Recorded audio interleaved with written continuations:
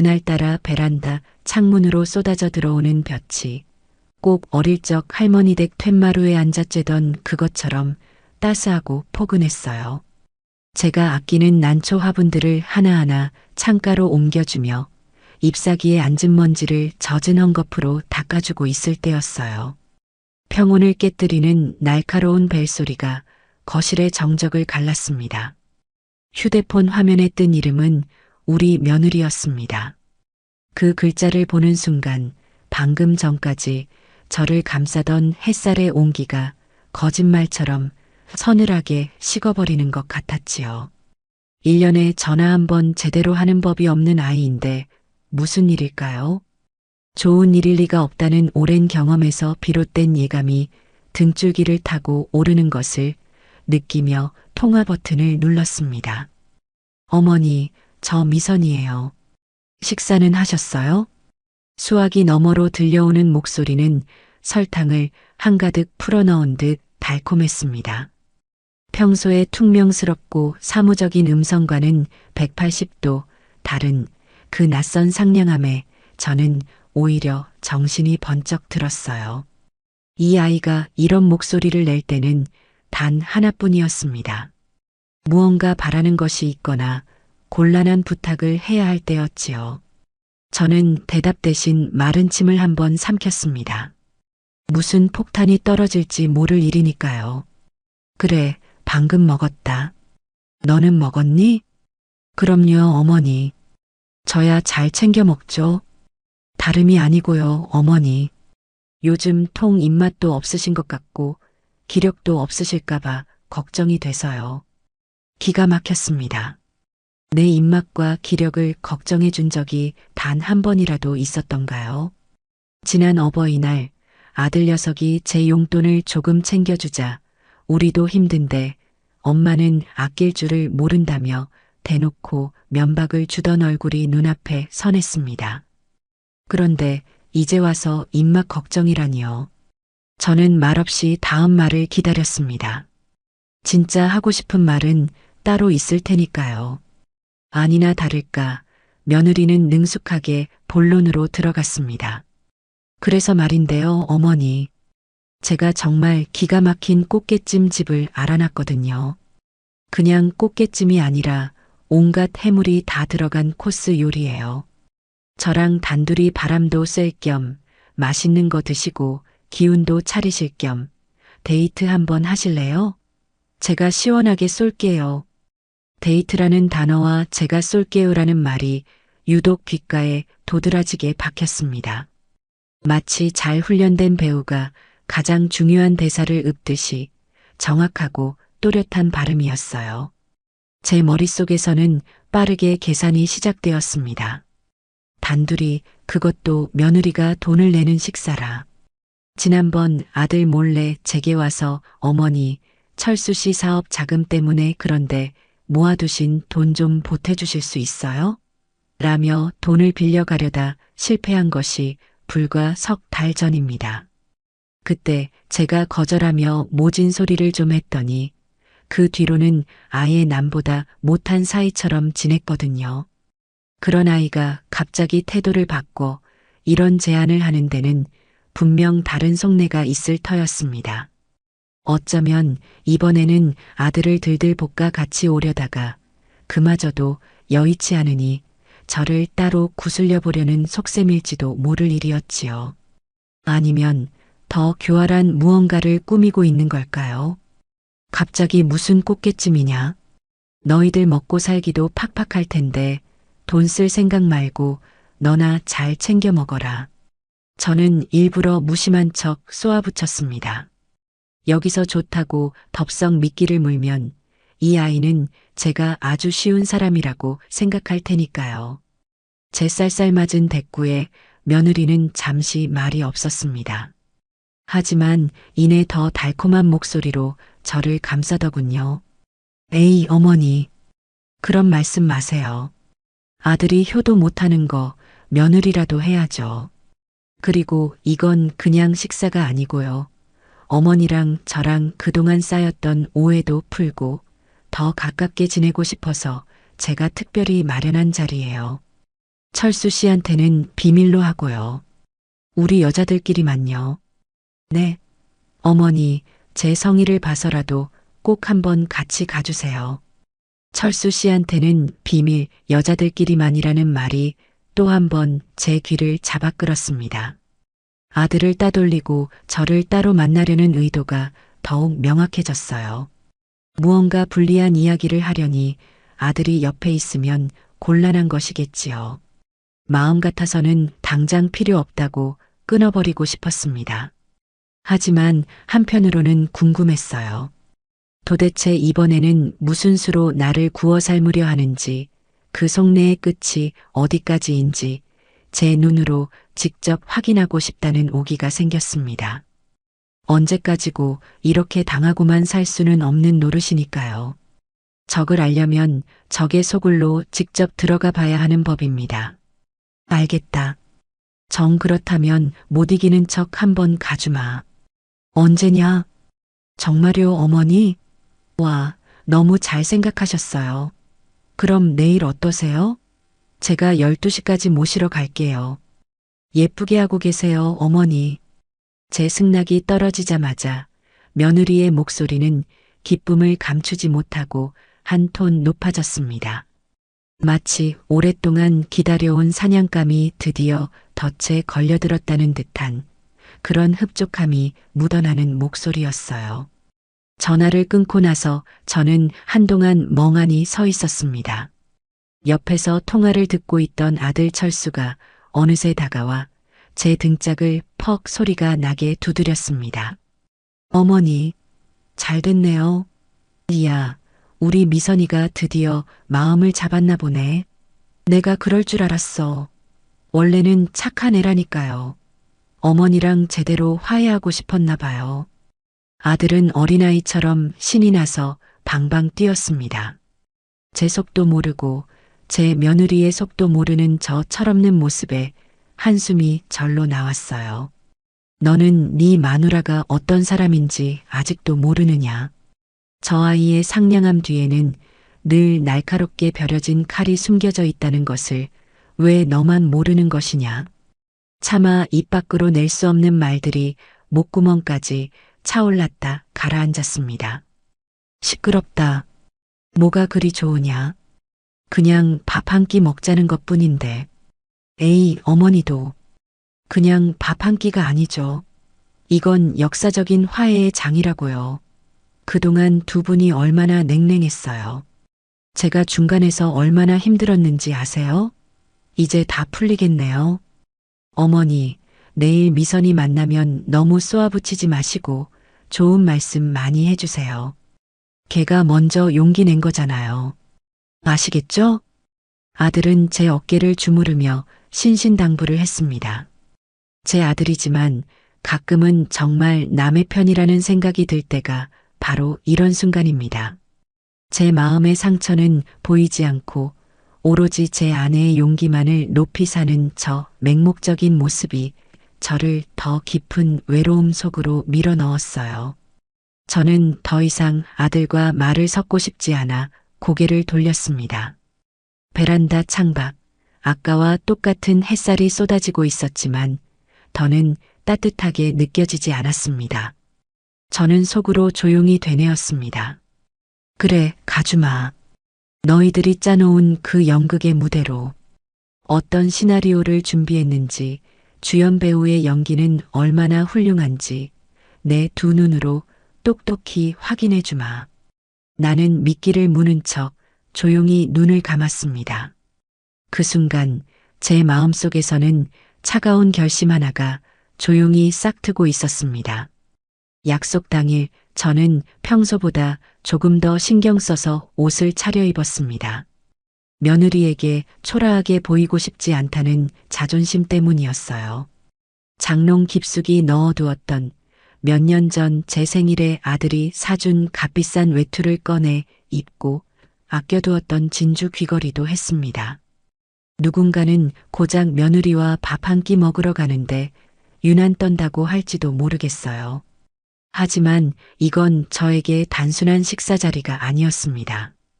보이지 않는 전쟁터에 나가는 장수의 심정이었습니다. 갑옷을 입고 투구를 쓰는 마음으로 외출 준비를 마쳤지요.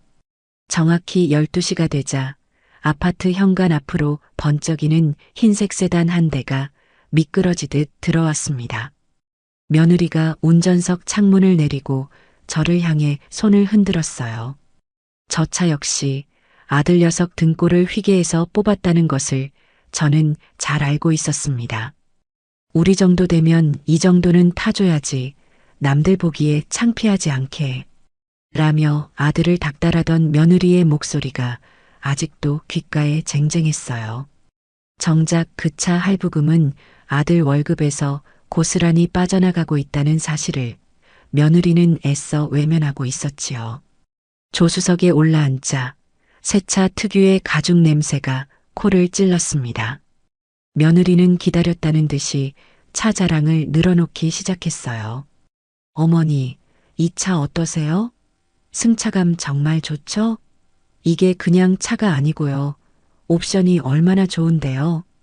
버튼 하나만 누르면 저절로 주차도 해주고 앞에 차가 있으면 알아서 서기도 해요. 의자도 보세요. 엉덩이뿐만 아니라 등까지 따뜻하게 해준다니까요. 저는 대꾸 없이 창밖만 바라보았습니다. 며느리의 목소리에는 이제 막 최신 장난감을 손에 넣은 어린아이 같은 과시욕이 가득했어요. 그 모습이 밉다기보다는 어딘가 짠하게 느껴졌습니다. 저런 물질적인 것들로 자신의 가치를 증명하려는 안간힘처럼 보였기 때문이에요. 저 비싼 차가 너에게 진정한 행복을 가져다 주더냐? 저는 속으로 물었지만 입 밖으로 내지는 않았습니다. 오늘 저는 듣는 사람이 되기로 마음먹었으니까요. 차는 복잡한 시내를 빠져나가 시원하게 뚫린 고속도로 위를 달렸습니다. 1시간쯤 지났을까 차는 익숙한 도로를 벗어나 한적한 해안도로로 접어들었습니다. 탁 트인 바다가 보이자 그제야 제 마음도 조금은 풀리는 듯 했어요. 며느리는 옆에서 계속해서 조잘거렸습니다. 요즘 유행하는 드라마 이야기, 새로 생긴 백화점 이야기, 친구 남편이 승진했다는 이야기까지. 저는 그저 고개를 끄덕이거나 그랬구나 정도의 짧은 추임새만 넣을 뿐이었습니다. 며느리가 하는 이야기들은 전부 남과 비교하고 자신을 과시하는 내용이 대부분이었어요. 그 대화 속에서 저는 며느리가 느끼는 깊은 공허함을 보았습니다. 어머니는 요즘 뭐 재미있는 거 없으세요? 맨날 집에만 계시면 심심하시잖아요. 며느리가 툭 던지듯 물었습니다. 그 질문에는 어머니의 삶은 참 지루하겠네요 라는 조소가 섞여 있었어요. 재미있는 게 왜 없겠니? 아침에 일어나서 화초에 물 주고 책도 읽고 가끔은 복지관에 나가서 친구들이랑 이야기도 나누고 하루가 얼마나 바쁜데 너처럼 백화점 쫓아다니고 남편 흉보는 것만이 재미는 아니란다. 제 말에 며느리의 얼굴이 순간 굳어지는 것을 똑똑히 보았습니다. 하지만 이내 능숙하게 표정을 바꾸며 웃어 보이더군요. 어머, 어머니도 참 농담도 잘하세요. 그렇게 아슬아슬한 대화가 오가는 사이 차는 점점 더 낯선 길로 들어서고 있었습니다.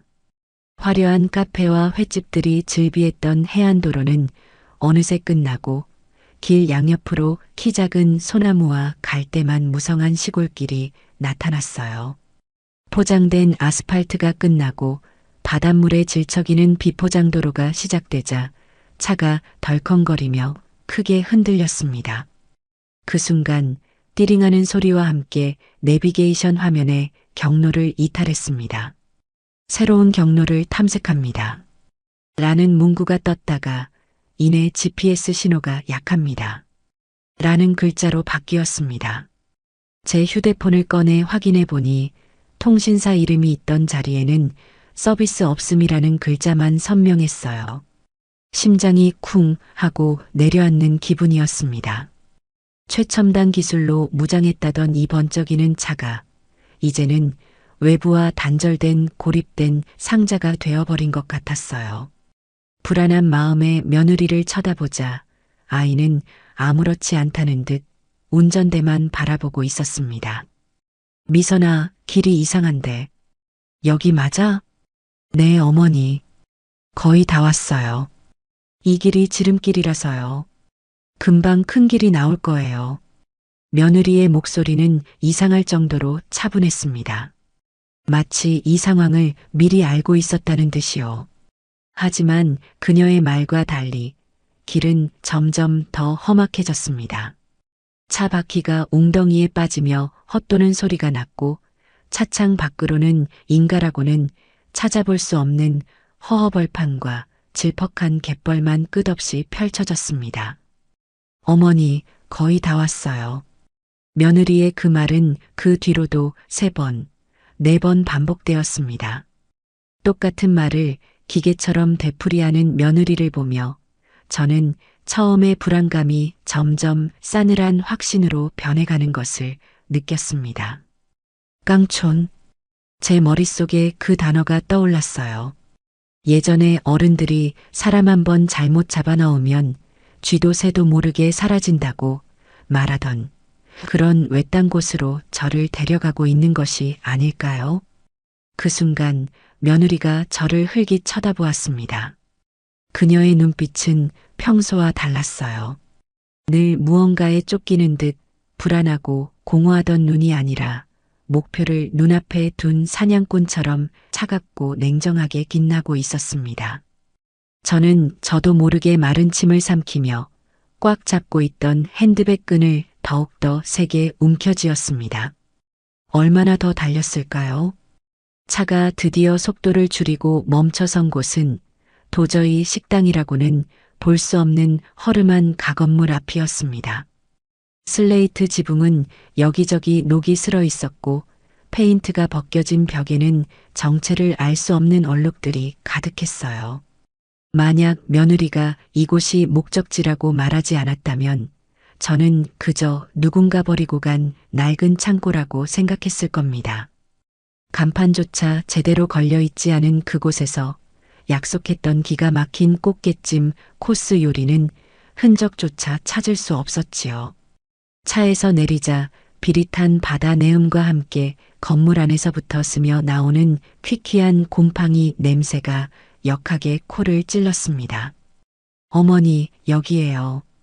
겉은 이래도 아는 사람만 아는 진짜 맛집이라니까요. 며느리는 태연하게 말하며 제 팔을 이끌었습니다. 저는 아무 말 없이 며느리를 따라 삐걱거리는 문을 열고 안으로 들어섰습니다. 내부는 생각보다 더 끔찍했어요.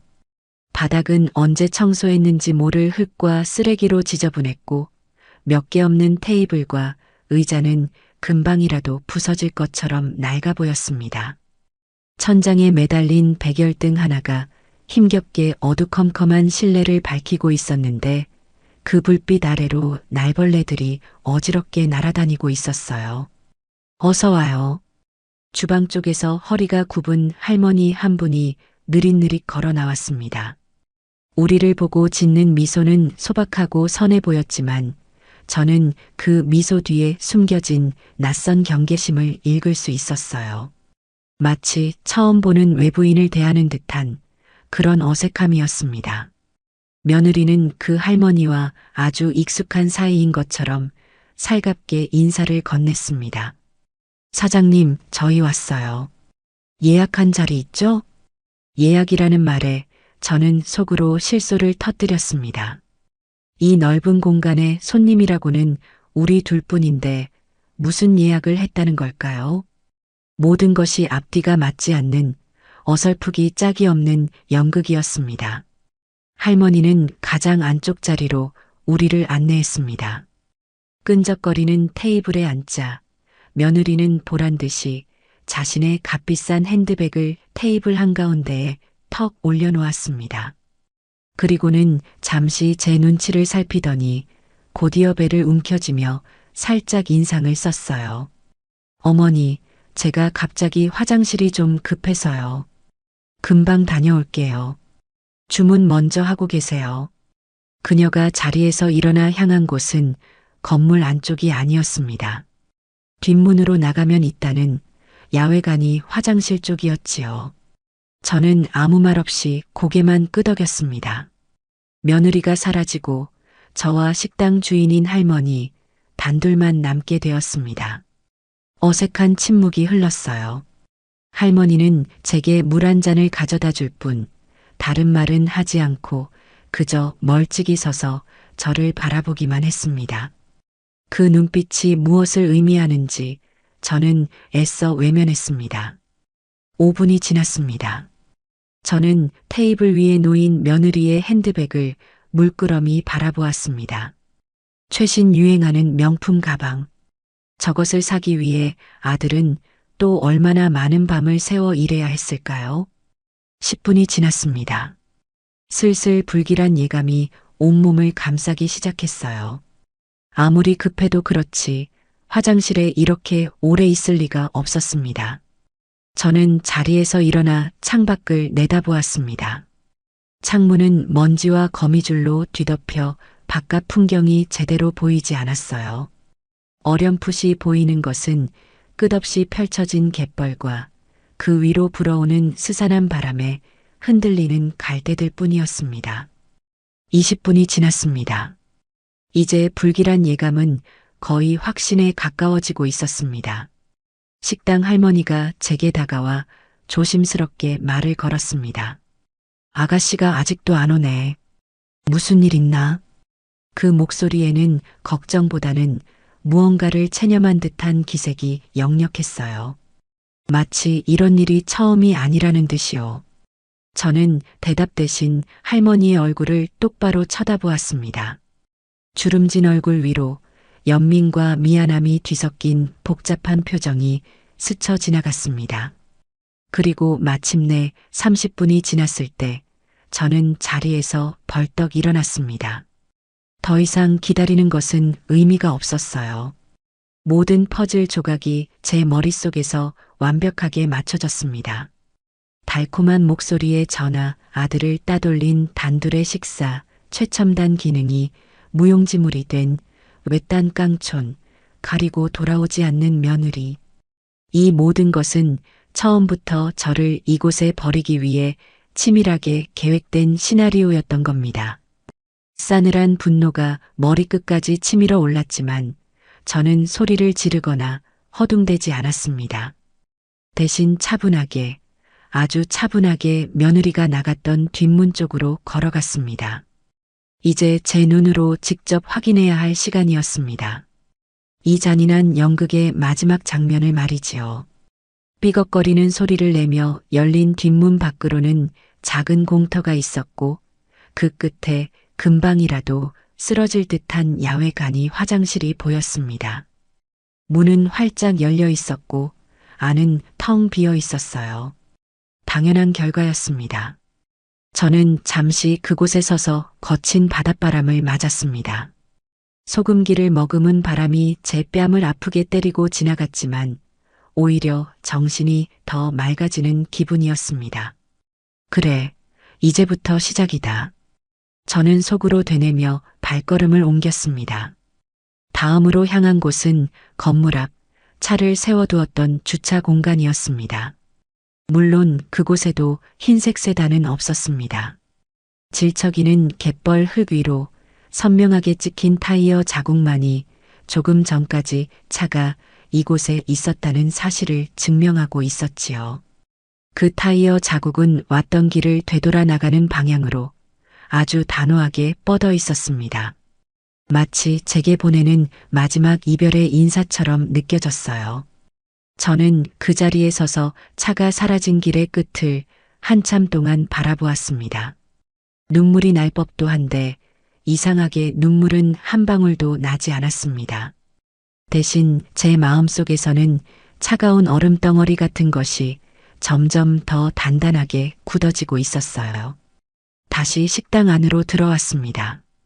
제가 밖을 둘러보는 동안 식당 할머니는 안절부절 못하며 저를 기다리고 있었어요.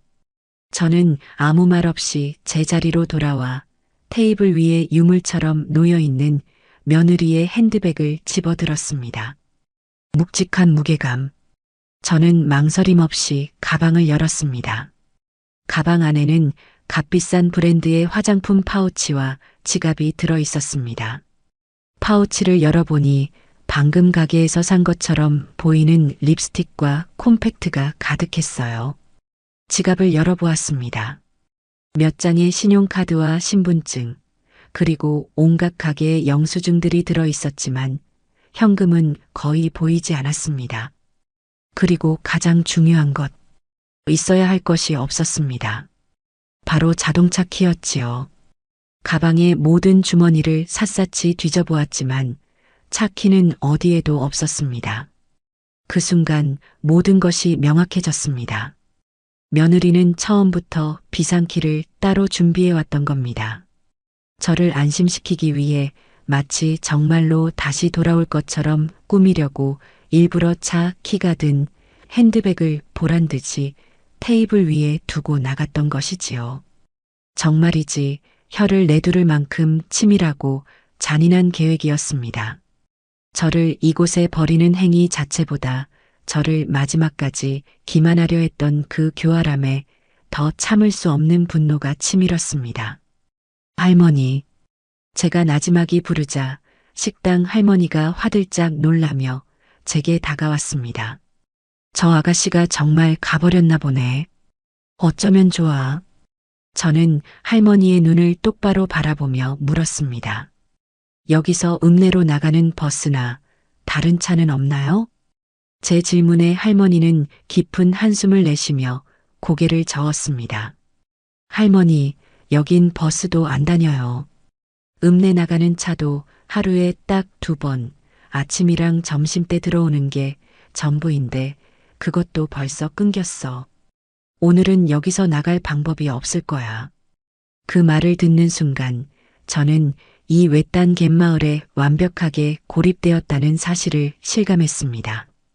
휴대폰은 여전히 먹통이었고 주위에는 도움을 청할 만한 다른 인가도 보이지 않았어요. 해는 점점 서쪽으로 기울어 붉은 노을이 갯벌 위로 길게 번지고 있었습니다. 그 아름다운 풍경이 오늘따라 유난히 잔인하게 느껴졌습니다. 망연자실한 표정으로 서 있는 제게 할머니가 다가와 조심스럽게 어깨를 잡았습니다. 일단 오늘은 우리 집에서 묵고 가요. 뾰족한 수가 없잖아. 내일 아침 첫 차로 나가면 되지. 할머니의 말에서 진심 어린 걱정이 느껴졌지만 저는 고개를 저었습니다. 오늘 밤을 이곳에서 저를 버린 며느리와 한패일지도 모르는 이 사람과 함께 보내고 싶지는 않았습니다. 어떻게든 이곳을 빠져나가야 했습니다.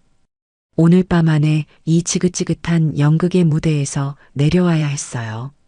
저는 며느리가 남기고 간 핸드백을 고쳐들고 굳은 결심을 한 채 식당 문을 향해 걸어갔습니다.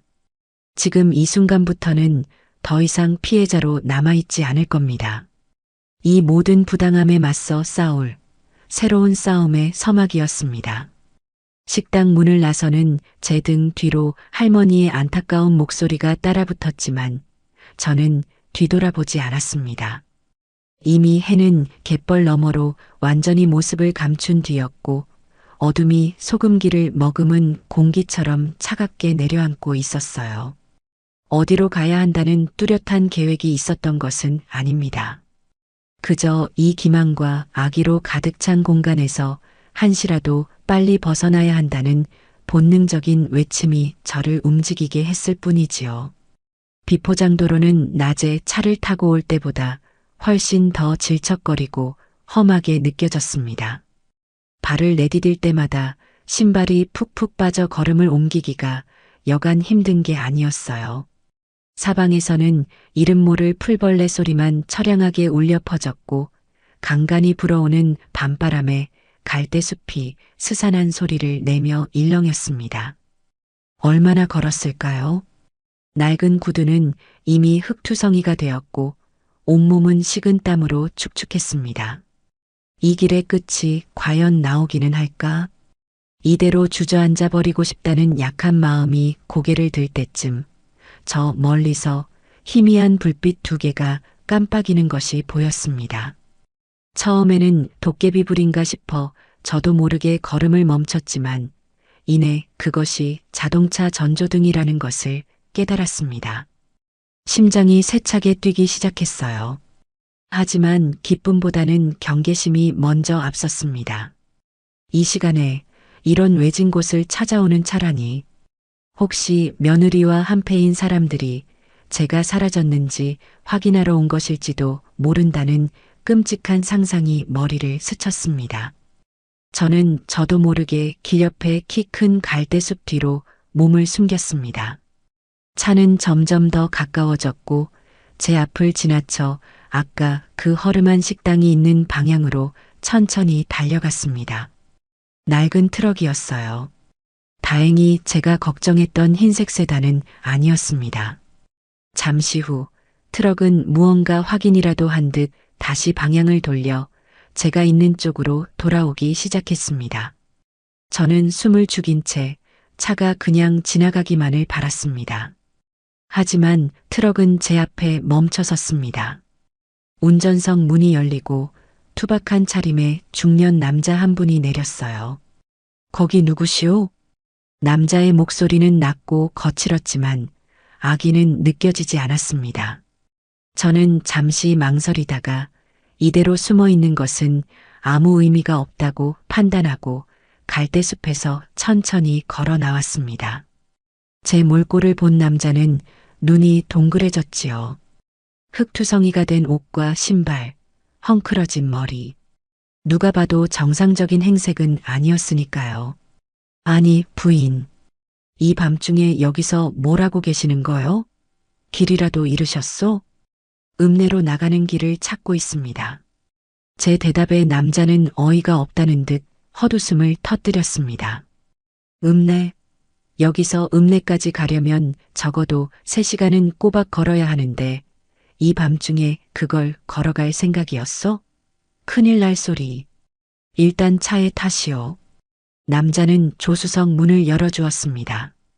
저는 잠시 망설였지만 이 낯선 남자의 투박한 친절이 며느리에 계산된 상냥함보다는 100배 더 믿음직스럽다는 생각이 들었어요.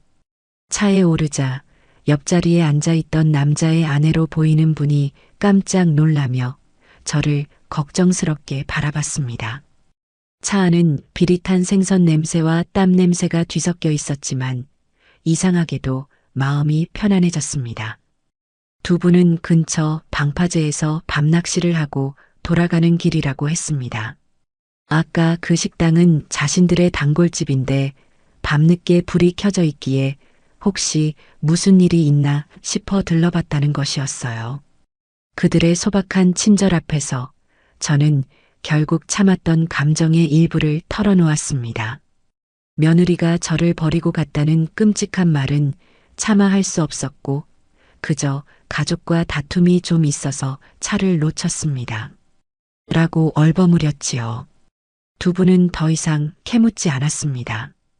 그저 제 어깨를 두드리며 살다 보면 그럴 때도 있는 거지요. 너무 속상해 마시오. 라며 저를 위로해 주었습니다. 그들은 저를 가장 가까운 기차역에 내려주었고 매표소로 데려가 서울행 마지막 기차표까지 끊어주었습니다. 심지어는 제 손에 따뜻한 물병과 삶은 달걀 2개가 담긴 비닐봉지를 쥐어주기까지 했어요. 저희 어머니 생각나서 그럽니다. 부담 갖지 마시고 이거라도 드시면서 가시오. 그 꾸밈 없는 온정 앞에서 저는 결국 고개를 숙이고 말았습니다. 이름도 얼굴도 모르는 이들에게 이토록 큰 신세를 지게 될 줄이야. 기차는 밤의 장막을 가르며 어둠 속을 달렸습니다. 저는 차창에 비친 제 모습을 물끄러미 바라보았습니다. 세상에서 가장 아둔하고 가여운 늙은 여자가 그곳에 앉아 있었어요. 비닐봉지에서 아직 온기가 남아있는 삶은 달걀을 하나 꺼내 껍질을 깠습니다. 소금도 없이 먹는 달걀은 조금 퍽퍽했지만 그 어떤 산의 진미보다도 더 제 허기진 속을 든든하게 채워주었습니다. 한 입 한 입 달걀을 씹으며 제 머릿속은 얼음처럼 차갑게 식어갔습니다. 눈물은 나오지 않았어요. 슬픔이나 원망 같은 감정은 이미 저 너머로 사라진 지 오래였습니다. 대신 그 자리에는 강철처럼 단단하고 시퍼런 결심만이 솟아나고 있었지요. 저는 지난 세월을 되돌아보았습니다. 남편과 사별하고 홀로 아들 하나만 바라보며 살아온 세월. 아들이 좋은 대학에 가고 번듯한 직장에 취직했을 때 저는 제 인생의 모든 의무를 다했다고 생각했습니다. 아들이 양미선이라는 여자를 데려와 결혼하겠다고 했을 때 저는 사실 첫눈에 그녀가 마음에 들지 않았어요. 눈빛에 그늘이 있었고 웃음에는 계산이 깔려 있었습니다. 하지만 아들이 좋다니 눈 딱 감고 허락했습니다. 아들의 행복이 곧 제 행복이라고 믿었기 때문이지요. 그 믿음이 얼마나 어리석고 순진한 것이었는지 저는 오늘 뼈저리게 깨달았습니다. 아들의 결혼 생활은 겉보기에는 평탄했습니다. 하지만 저는 알고 있었어요. 며느리의 사치와 허영심이 아들의 숨통을 어떻게 조여오고 있는지를요. 아들의 월급으로는 감당할 수 없는 명품 가방과 옷들, 분수에 맞지 않는 해외여행. 그 모든 빚은 고스란히 아들의 몫이었습니다. 저는 아들이 안쓰러워 몇 번이고 빚을 갚아주었습니다. 그것이 어미 된 도리라고 생각했어요. 하지만 그것은 명백한 실수였습니다.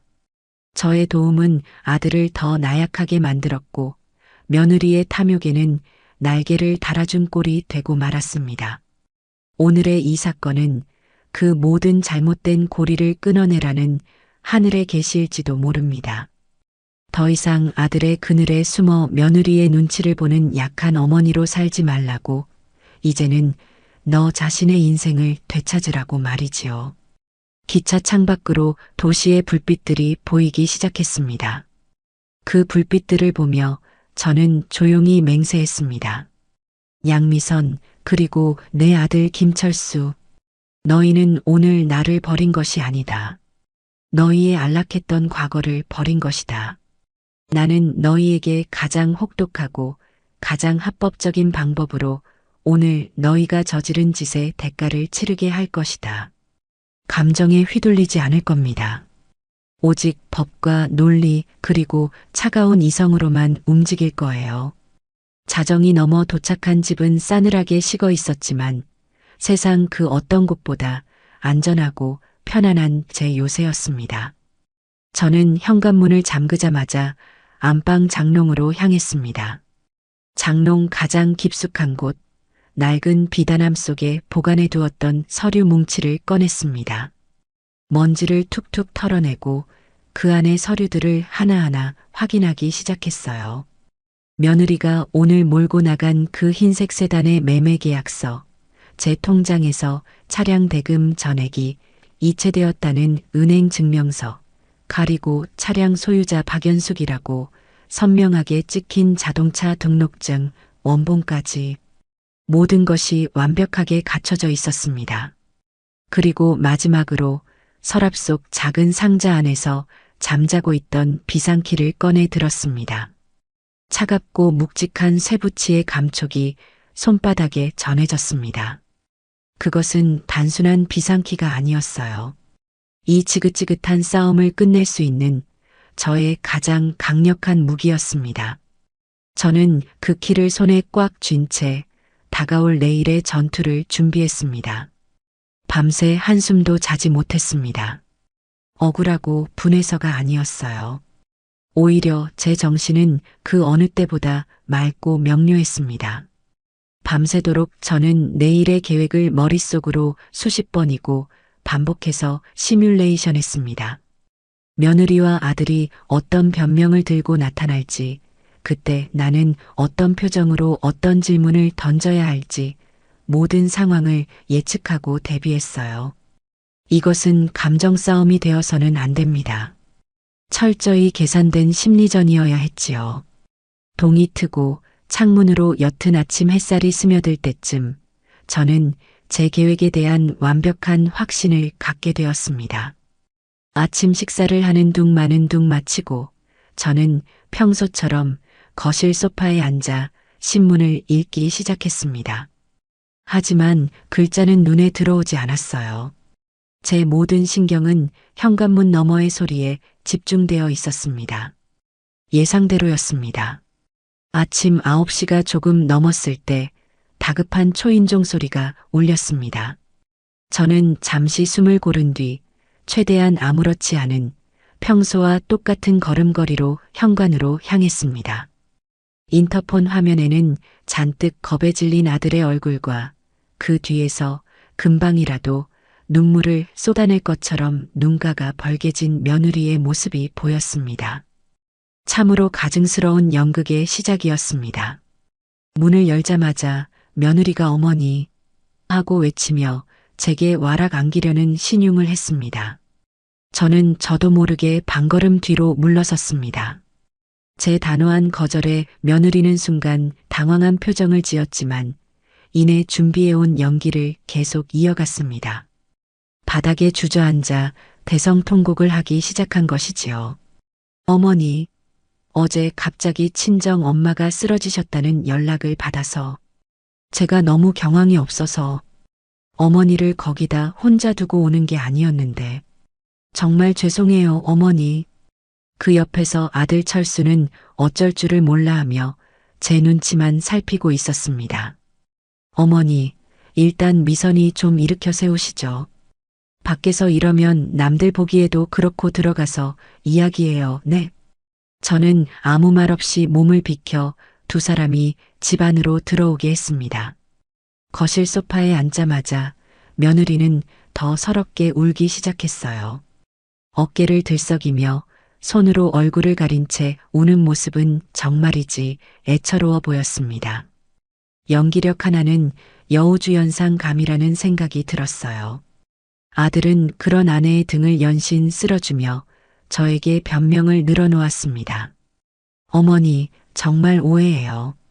어제 미선이 장모님께서 갑자기 혈압으로 쓰러지셔서 병원 응급실에 실려가셨대요. 미선이가 그 연락을 받고 정신이 하나도 없어서 일단 급한 대로 병원으로 달려간 거예요. 어머니께 바로 연락을 드렸어야 했는데 거기가 휴대폰도 안 터지는 곳이라서 어쩔 수가 없었답니다. 집에 오자마자 저한테 이야기하길래 제가 얼마나 놀랐는지 몰라요. 그래서 날 밝자마자 바로 모시고 온 거예요. 정말입니다, 어머니. 미선이 너무 나무라지 마세요.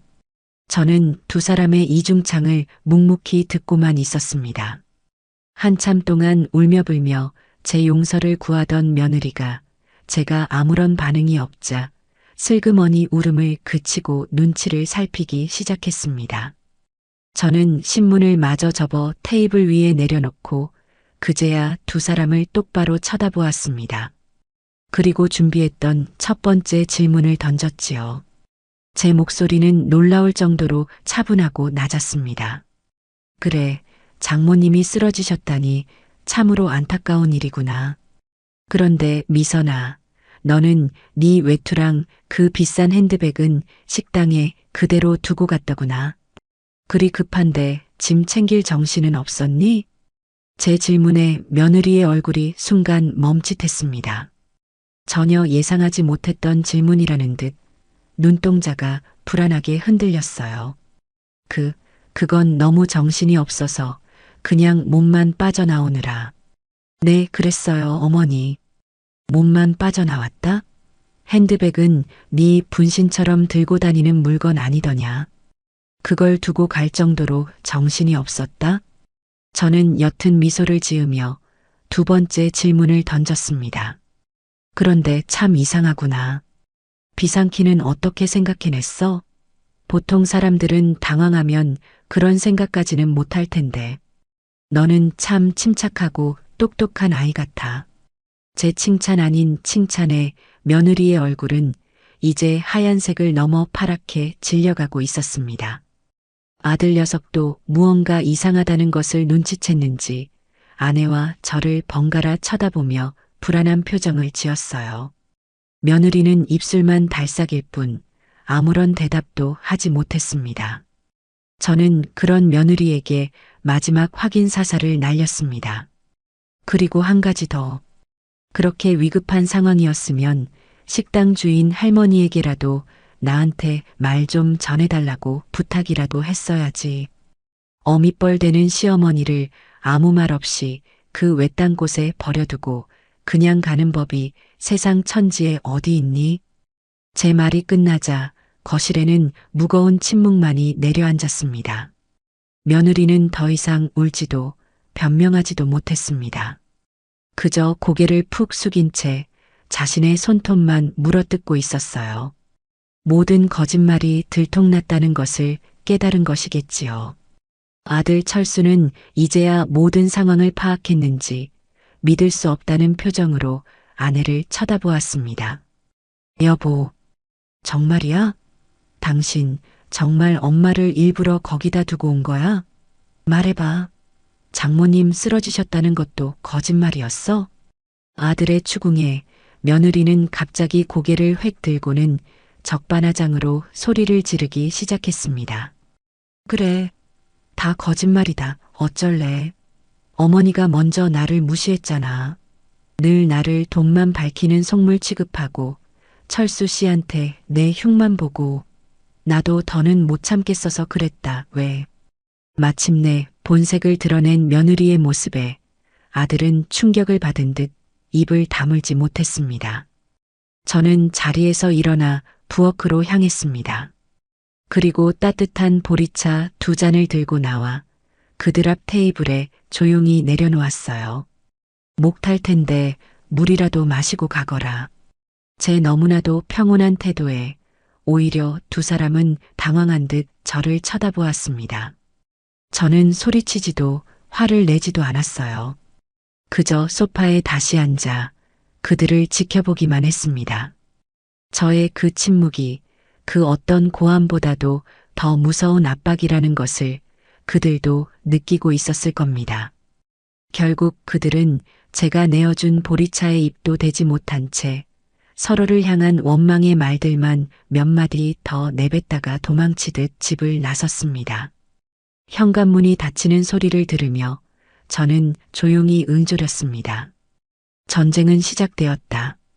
비명과 눈물이 아닌 침묵과 법의 이름으로 합법적으로 신속하게 그리고 아주 조용하게. 저는 테이블 위에 놓인 온기마저 식어버린 보리차 잔을 들고 와 조용히 싱크대에 쏟아버렸습니다. 아들과 며느리가 허둥지둥 집을 빠져나간 뒤 저는 잠시 소파에 앉아 숨을 골랐습니다. 방금 전의 전투에서 저는 완벽한 승리를 거두었습니다. 하지만 승리의 기쁨보다는 앞으로 해야 할 일들에 대한 무거운 책임감이 어깨를 짓눌렀어요. 이제 더 이상 망설일 시간은 없었습니다. 계획의 다음 단계를 실행해야 할 때였지요. 저는 곧장 제 휴대폰을 들어 익숙한 번호를 눌렀습니다. 받는 사람의 이름은 내 동생 미니. 저보다 5살 아래인 이 세상에서 제가 유일하게 믿고 의지할 수 있는 혈육이었습니다. 신호음이 2번 울리기도 전에 미니가 전화를 받았습니다. 언제나처럼 활기차고 쩌렁쩌렁한 목소리였어요. 언니, 웬일이야, 이 아침부터. 별일 없지? 미니야, 나 좀 도와줘야겠다. 제 목소리가 평소와 다르다는 것을 미니는 금세 알아차렸습니다. 언니 목소리가 왜 그래? 무슨 일 있어? 철수 그놈이 또 속 썩여? 아니면 그 여우 같은 올케가 또 무슨 짓 했어? 미니는 처음부터 제 며느리인 양미선을 탐탁지 않게 생각했습니다. 사람 보는 눈이 유독 날카로운 아이였지요. 저는 그런 미니에게 어제 있었던 모든 일을 처음부터 끝까지 빠짐없이 털어놓았습니다. 며느리의 달콤한 전화부터 저를 외딴 갯마을에 버려두고 떠난 일, 그리고 방금 전 2 사람이 찾아가 버렸던 가증스러운 연극까지 제 이야기가 이어지는 동안 수화기 너머의 민희는 아무 말 없이 듣고만 있었습니다. 제가 모든 이야기를 마쳤을 때 잠시 동안 침묵이 흘렀습니다. 그리고 곧이어 민희의 입에서 불같은 분노가 터져 나왔습니다. 뭐, 그 미친 것들이 지금 제정신이야? 사람을, 그것도지 시어머니를 그런 데다 버리고 와. 언니, 당장 경찰에 신고해. 이건 그냥 단순한 부부 싸움이 아니야. 명백한 유기죄라고. 내가 아는 변호사한테 연락해서 당장 고소장부터 접수하자. 동생의 격한 반응에 저는 오히려 차분해졌습니다. 아니다, 민희야. 경찰에 신고하고 고소하는 건 너무 시끄러운 방법이다. 나는 조용히, 그리고 저것들이 평생 잊지 못할 방법으로 죗값을 치르게 해주고 싶어. 저는 민희에게 제 계획을 설명했습니다. 며느리가 타고 다니는 그 흰색 세단을 제가 합법적으로 되찾아 팔아버릴 생각이라고 말이지요. 제 계획을 들은 민희는 잠시 생각에 잠기더니 이내 무릎을 탁 치며 감탄했습니다. 와, 언니. 대박이다. 역시 우리 언니야. 그냥 당하고만 있을 사람이 아니지. 그거 정말 좋은 생각이다. 속이 다 시원하네. 그래서 차는 어떻게 팔 건데? 언니가 직접 중고차 시장에 내놓을 거야? 아니, 내가 직접 나서면 분명 소문이 날 테고 그 아이 귀에 들어갈 수도 있어. 최대한 조용하고 신속하게 처리해줄 믿을 만한 사람이 필요하다. 네가 인맥이 넓으니 좀 알아봐 줄 수 있겠니? 제 부탁에 민희는 마치 자기 일처럼 두 팔을 걷어붙였습니다. 당연하지. 누굴 믿고. 언니, 걱정 말고 가만히 있어. 내가 이 바닥에서 잔뼈가 굵은 사람이잖아. 아는 사람 중에 중고차 매매단지 크게 하는 후배가 하나 있어. 입 무겁고 일 처리 확실한 놈이야. 내가 그놈한테 연락해서 최고로 좋은 조건으로 그리고 가장 조용하게 처리해달라고 단단히 말해놓을게. 역시 제 동생이었습니다. 언제나처럼 막힌 곳을 시원하게 뚫어주는 해결사였지요. 민희와 통화를 마치고 나니 천군만마를 얻은 것처럼 마음이 든든해졌습니다. 그날 오후 민희가 직접 저희 집으로 찾아왔습니다. 손에는 제가 좋아하는 팥시루떡을 한 상자 들고서요. 우리는 식탁에 마주 앉아 앞으로의 계획을 더 구체적으로 다듬기 시작했습니다. 마치 전쟁을 앞둔 장수들처럼 우리의 눈빛은 비장하기까지 했습니다. 언니, 가장 중요한 건 그 여우를 어떻게 안심시켜서 차를 끌고 나오게 하느냐는 거야. 어제 그런 일이 있었는데 지금쯤 잔뜩 경계하고 있을 거라고. 민희의 말이 맞았습니다. 며느리는 지금쯤 제 다음 행동을 예측하며 잔뜩 촉각을 곤두세우고 있을 터였습니다. 어설픈 미끼를 던졌다가는 단번에 눈치챌 것이 분명했어요.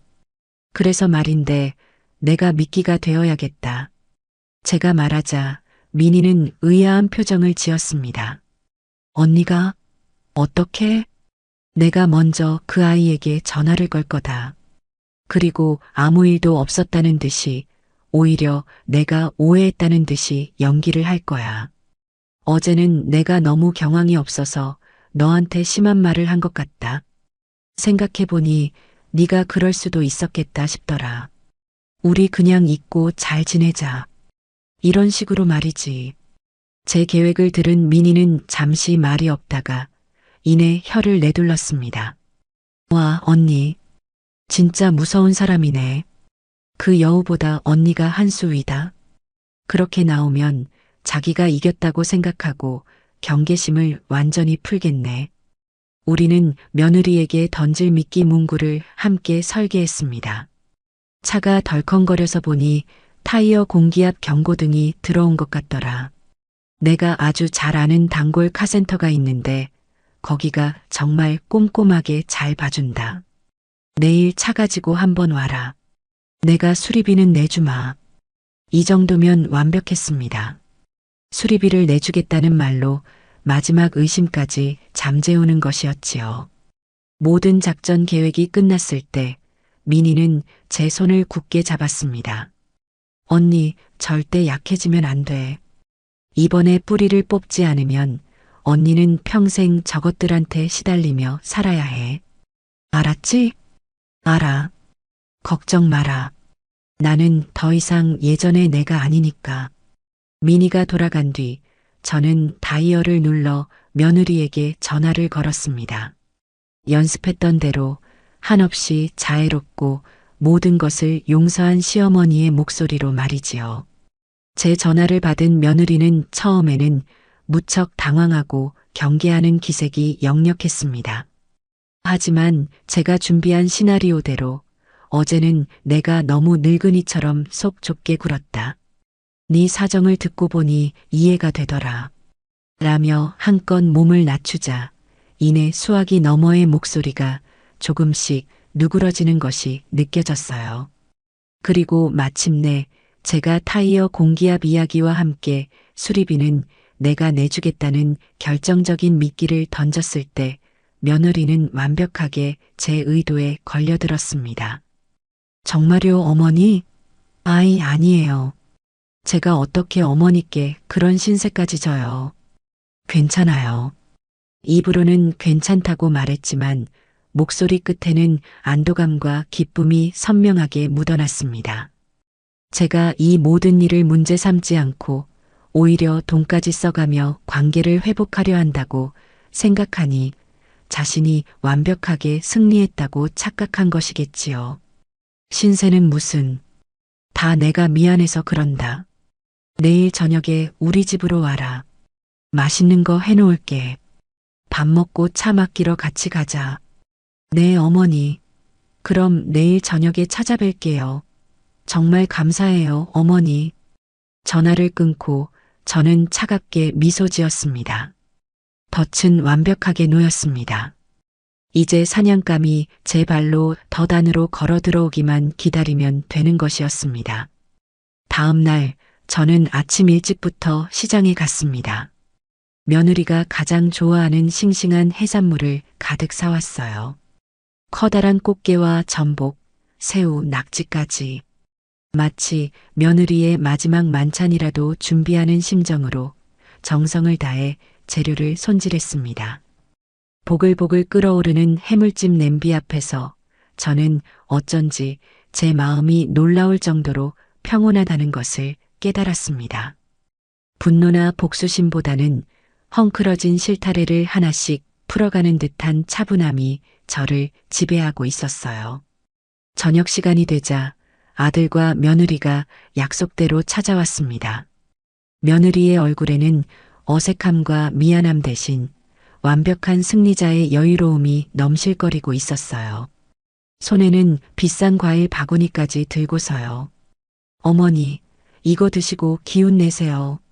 어제 일은 정말 죄송했어요. 저는 아무 말 없이 그 과일 바구니를 받아들었습니다. 그리고 제가 온종일 정성껏 준비한 해물찜 풀코스를 식탁 위에 차려냈습니다. 푸짐하게 차려진 음식을 본 며느리의 눈이 탐욕스럽게 빛났습니다. 와, 어머니, 이게 다 뭐예요? 완전 진수성찬이네요. 역시 어머니 음식 솜씨는 최고예요.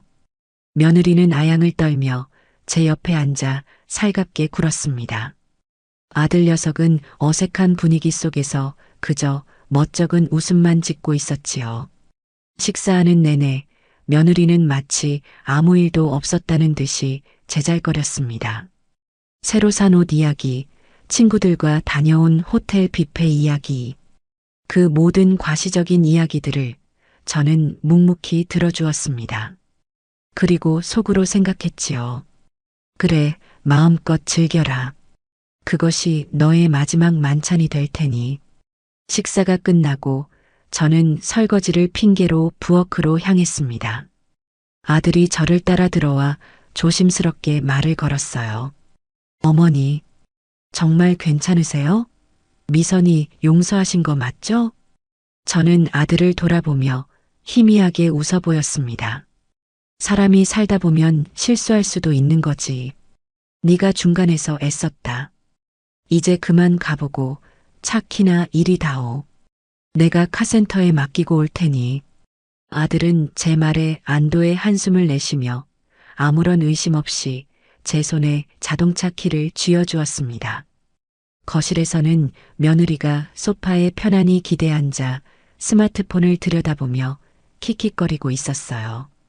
그 평화롭고 안락한 광경이 잠시 후 닥쳐올 폭풍의 전조라는 사실을 그들은 까맣게 모르고 있었습니다. 금방 다녀오마. 과일이라도 깎아먹고 있거라. 저는 그 말을 마지막으로 남기고 외투를 챙겨 들고 집을 나섰습니다. 아파트 주차장에 세워져 있는 흰색 세단에 올라탔습니다. 며느리의 값비싼 향수 냄새와 새 차의 가죽 냄새가 뒤섞여 역하게 느껴졌어요. 시동을 걸자 부드러운 엔진음과 함께 차가 어둠 속으로 미끄러져 나갔습니다. 저는 아파트 단지를 빠져나와 늘 가던 단골 카센터가 있는 방향으로 핸들을 꺾는 척했습니다. 그리고는 골목의 어둠 속에서 차를 잠시 멈추고 백미러로 아파트 창문을 바라보았습니다. 우리 집 거실의 불빛이 따뜻하게 새어나오고 있었어요. 저 불빛 아래에서 두 사람은 자신들의 완벽한 승리를 자축하고 있겠지요. 저는 조용히 핸들을 돌렸습니다. 카센터가 아닌 동생 미니가 기다리고 있는 외곽의 대형 중고차 매매단지를 향해서였습니다. 이제 정말 모든 것을 끝낼 시간이었습니다. 차창 밖으로 스쳐 지나가는 도시의 불빛들이 마치 저의 승리를 축하하는 불꽃놀이처럼 느껴졌습니다.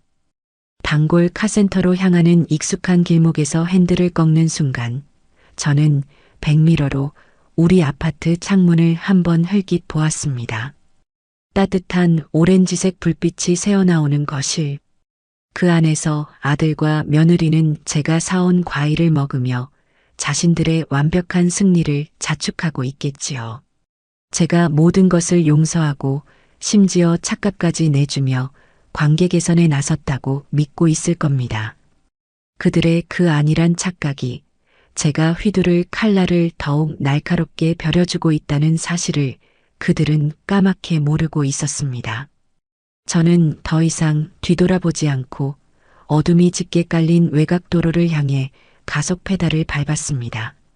차 안에는 며느리가 뿌린 값비싼 향수 냄새가 아직도 남아 있었지만 이제 그 냄새는 달콤함이 아닌 역겨운 배신의 향기로 제 코를 찔렀습니다. 이 차는 단순한 이동수단이 아니었습니다. 아들의 무능과 며느리의 탐욕, 그리고 저의 어리석은 희생이 뒤엉켜 만들어진 욕망의 결정체였지요. 오늘 저는 제 손으로 그 욕망의 사슬을 끊어낼 참이었습니다.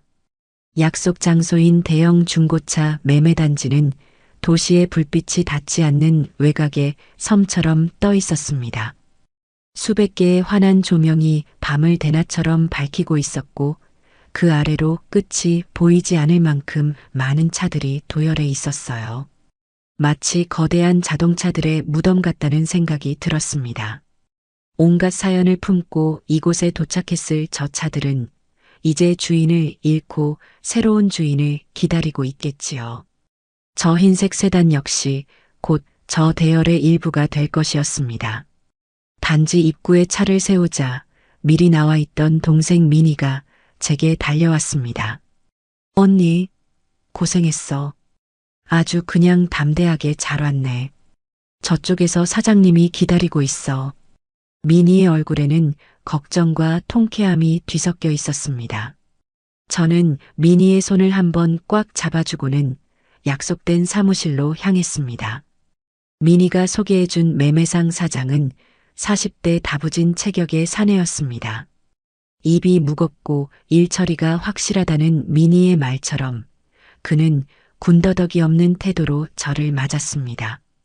박연숙 여사님 되시죠? 동생분께 이야기는 다 들었습니다. 차는 저쪽에 잠시 세워두시면 저희 직원들이 바로 확인할 겁니다. 저는 고개를 끄덕이고 조금 전까지 제가 몰고 온 차의 키를 그에게 건넸습니다. 제 손을 떠난 키가 그의 손에 건네지는 순간 저는 이루 말할 수 없는 해방감을 느꼈습니다. 이제 정말 끝이구나. 직원 2명이 다가와 차를 몰고 성능 확인장으로 가져갔습니다. 저는 통유리 너머로 제 차가 리프트 위에 올라가고 전문가들의 손에 의해 여기저기 해체되고 점검받는 모습을 묵묵히 지켜보았습니다.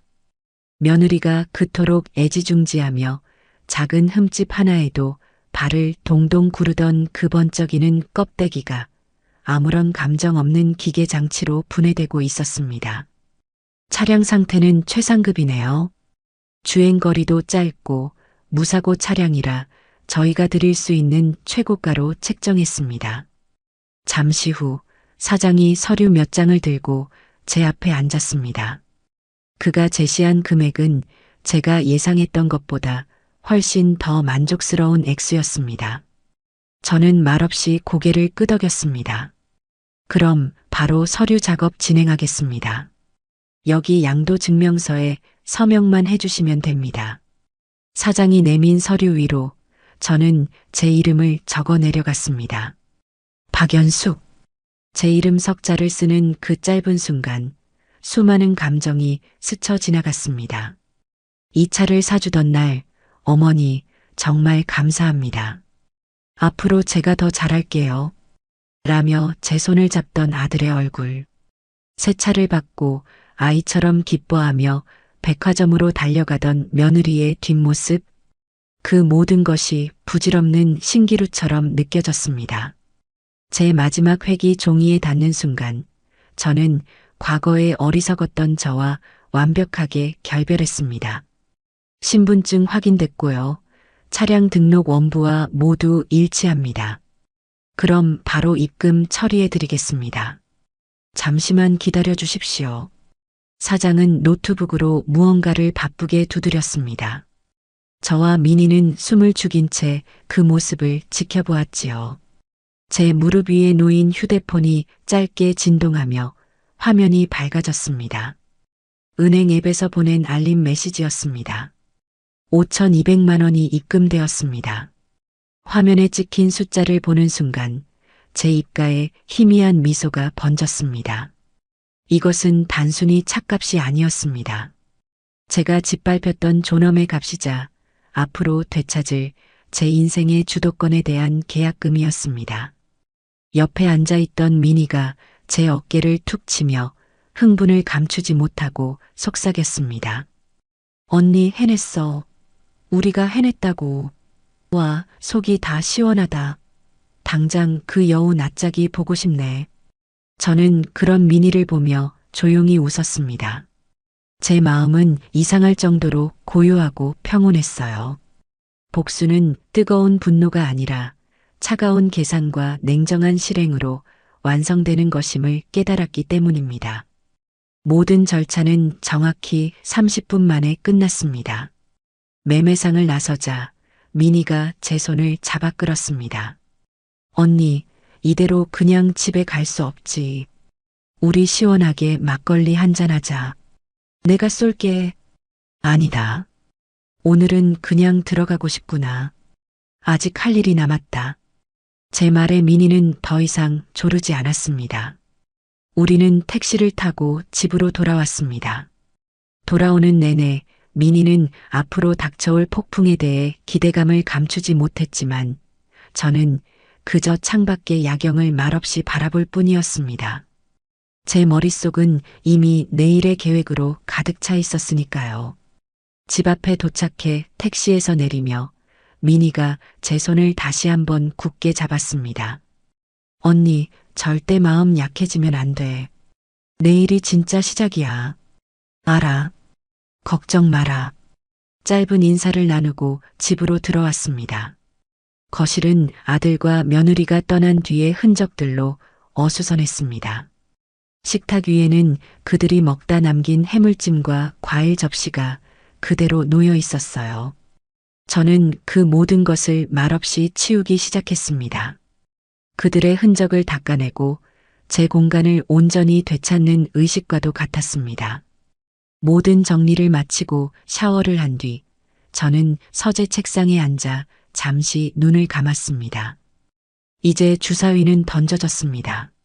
내일부터는 온전히 나의 시간이 시작될 것이었습니다. 다음 날 아침 저는 평소보다 조금 이른 시간에 잠에서 깼습니다. 밤새 뒤척였지만 이상하게 몸은 깃털처럼 가벼웠어요. 오랜 시간 저를 짓누르던 무거운 돌덩이 하나를 내려놓은 기분이었습니다. 저는 여느 때와 같이 일어나 간단히 아침을 차려 먹고 베란다의 화초들에게 물을 주었습니다. 햇살을 흠뻑 머금은 난초 잎사귀가 유난히 생기 넘쳐 보였어요. 모든 것이 평온한 아침이었습니다. 하지만 이 고요함은 폭풍전야의 그것이라는 것을 저는 잘 알고 있었습니다. 예상했던 첫 번째 연락은 오전 10시가 조금 넘어서였습니다. 며느리에게서 걸려온 전화였지요. 저는 일부러 전화를 바로 받지 않았습니다. 애를 태우는 것도 심리전의 일부이니까요. 벨소리가 끊어지고 잠시 후 다시 전화가 걸려왔을 때 저는 그제야 느릿하게 통화 버튼을 눌렀습니다. 여보세요. 어머니, 저 미선이에요. 좋은 아침이에요. 며느리의 목소리는 아직 평온했습니다. 약간의 짜증과 조바심이 섞여 있었지만 아직은 여유가 있는 듯 했어요. 그래, 무슨 일이냐? 다름이 아니라 어머니. 어제 맡기신 차 카센터에서 아직 연락이 없네요. 보통 다 되면 연락 주지 않나요? 그런가? 이상하네. 사장님이 바쁘신가 보지. 조금만 더 기다려봐라. 곧 연락할 게다. 저는 최대한 아무것도 모르는 조금은 무심한 시어머니의 목소리를 연기했습니다. 제 대답에 며느리는 네, 알겠어요, 어머니.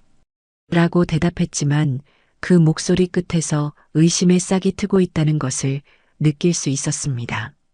두 번째 전화가 걸려온 것은 점심시간이 훌쩍 지난 오후 2시경이었습니다. 이번에 며느리의 목소리는 아침보다 훨씬 더 날카롭고 다급해져 있었어요. 어머니, 아무래도 이상해요. 제가 어머니가 말씀하신 그 카센터에 직접 전화를 해봤는데 어제 차가 들어온 적이 없다는데요? 이게 어떻게 된 거예요? 그녀가 직접 카센터에 전화를 해봤다는 말에 저는 속으로 웃음이 나왔습니다. 제 예상대로 정확하게 움직여주고 있었으니까요. 저는 일부러 깜짝 놀란 목소리를 냈습니다. 어머 세상에, 정말이냐? 그럼 그 차가 어디로 갔다는 말이니? 아이고, 이걸 어쩌면 좋아. 내가 사장님께 다시 한번 전화를 해봐야겠다. 너는 일단 기다리고 있어라. 내가 알아보고 바로 연락 주마. 저는 그렇게 말하고 전화를 끊었습니다.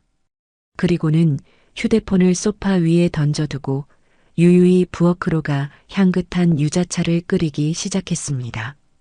며느리는 지금쯤 온갖 상상을 하며 피가 마르고 있겠지요. 차를 도둑맞은 것은 아닐까? 혹시 내가 다른 곳에 차를 맡기고 잊어버린 것은 아닐까? 하지만 제가 차를 팔아버렸을 것이라는 상상은 아마 꿈에도 하지 못하고 있을 겁니다. 그것이 바로 그녀의 오만함이 가진 한계였으니까요. 세 번째 전화는 거의 비명에 가까웠습니다. 오후 4시가 넘어서였지요.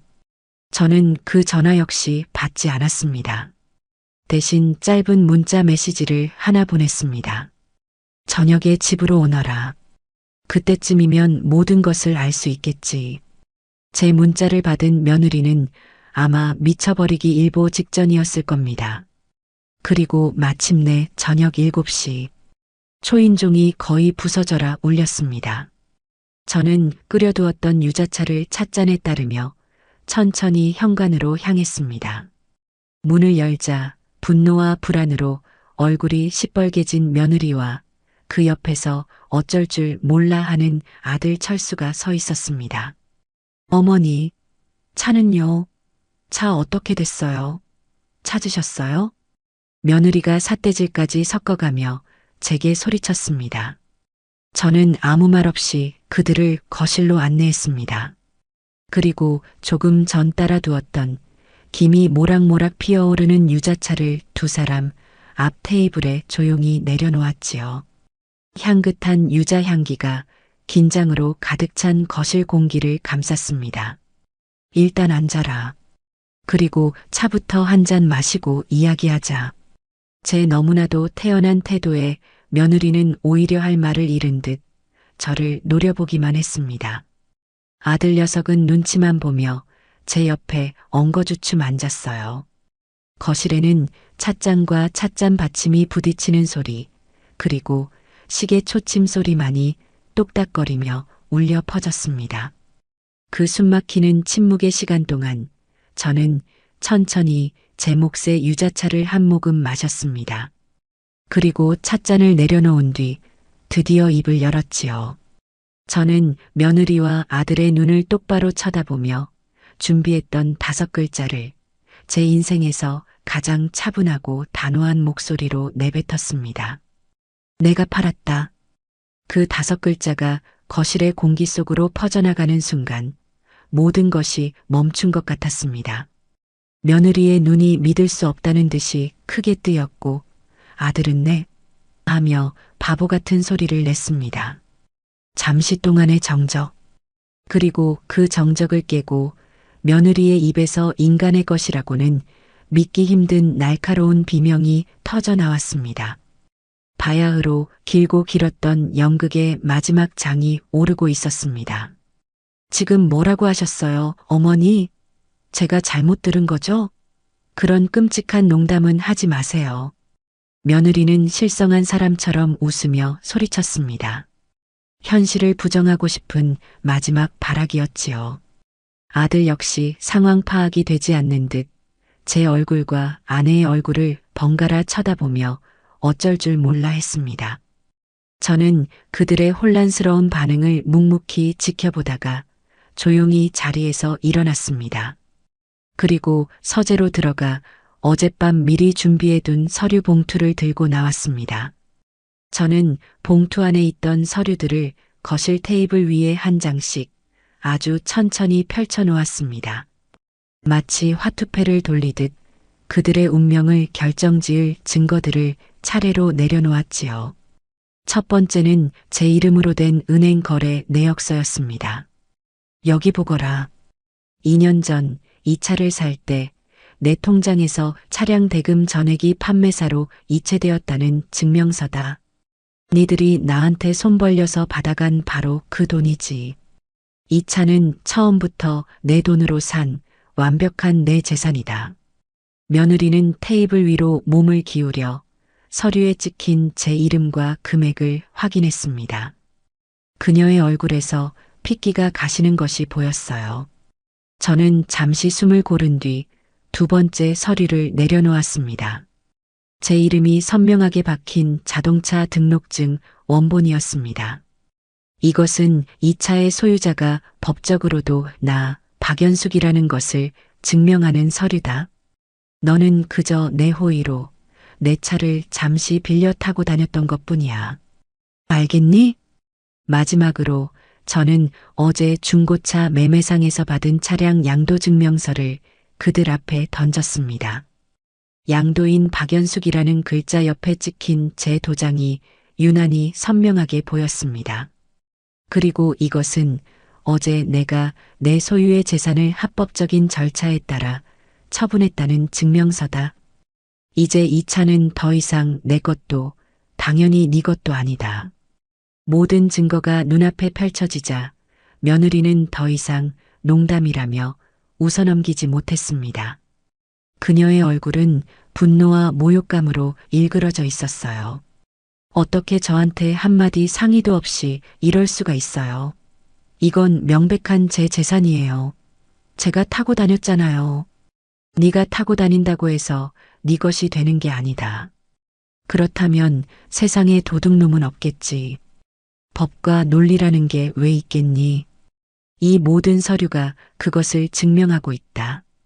제 논리적인 반박에 할 말을 잃은 며느리는 잠시 저를 죽일 듯이 노려보더니 이내 타겟을 바꾸었습니다.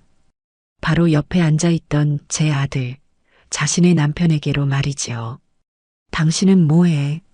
옆에서 구경만 하고 있을 거야? 당신 엄마가 지금 무슨 짓을 했는지 안 보여? 당장 저 돈 다 돌려받고 차도 다시 찾아오라고 해. 아들은 아내의 등살에 못 이겨 저를 향해 기어들어가는 목소리로 말했습니다. 어머니 그래도 이건 좀 너무하신 것 같습니다. 어떻게 차를 파실 생각을 하셨어요? 저는 그런 아들을 한심하다는 눈으로 쳐다보았습니다. 그리고는 제 가슴 속에 담아두었던 이 모든 복수의 이유를 꺼내놓기 시작했습니다. 제 목소리는 낮고 차가웠지만 그 안에는 강철 같은 분노가 담겨 있었어요. 내가 왜 그랬는지 아직도 모르겠나, 철수야. 잘 들어라. 너희는 이틀 전 나를 외딴 깡촌에 버리고 왔다. 너희에게 나는 없어져도 그만인 늙고 귀찮은 짐짝에 불과했겠지. 너희는 너희가 저지른 짓이 얼마나 끔찍하고 반인륜적인 행위인지조차 깨닫지 못하고 있어. 저는 말을 잠시 끊고 며느리의 눈을 똑바로 응시했습니다. 특히 너 양미선. 너는 내가 내 아들 등골을 빼서 사준 그 차를 나를 버리는 흉기로 사용했다. 내게 그 차는 단순한 재산이 아니라 시어머니를 내다버리는 범죄의 도구였던 게야. 나는 내 며느리에게 흉기를 쥐어주는 그런 어리석은 시어미가 될 생각이 없다. 그래서 나는 내가 제공한 흉기를 다시 걷어들인 것뿐이다. 내 행동에는 한치의 잘못도 불법도 없다. 흉기라는 단어에 아들과 며느리의 얼굴이 새하얗게 질렸습니다.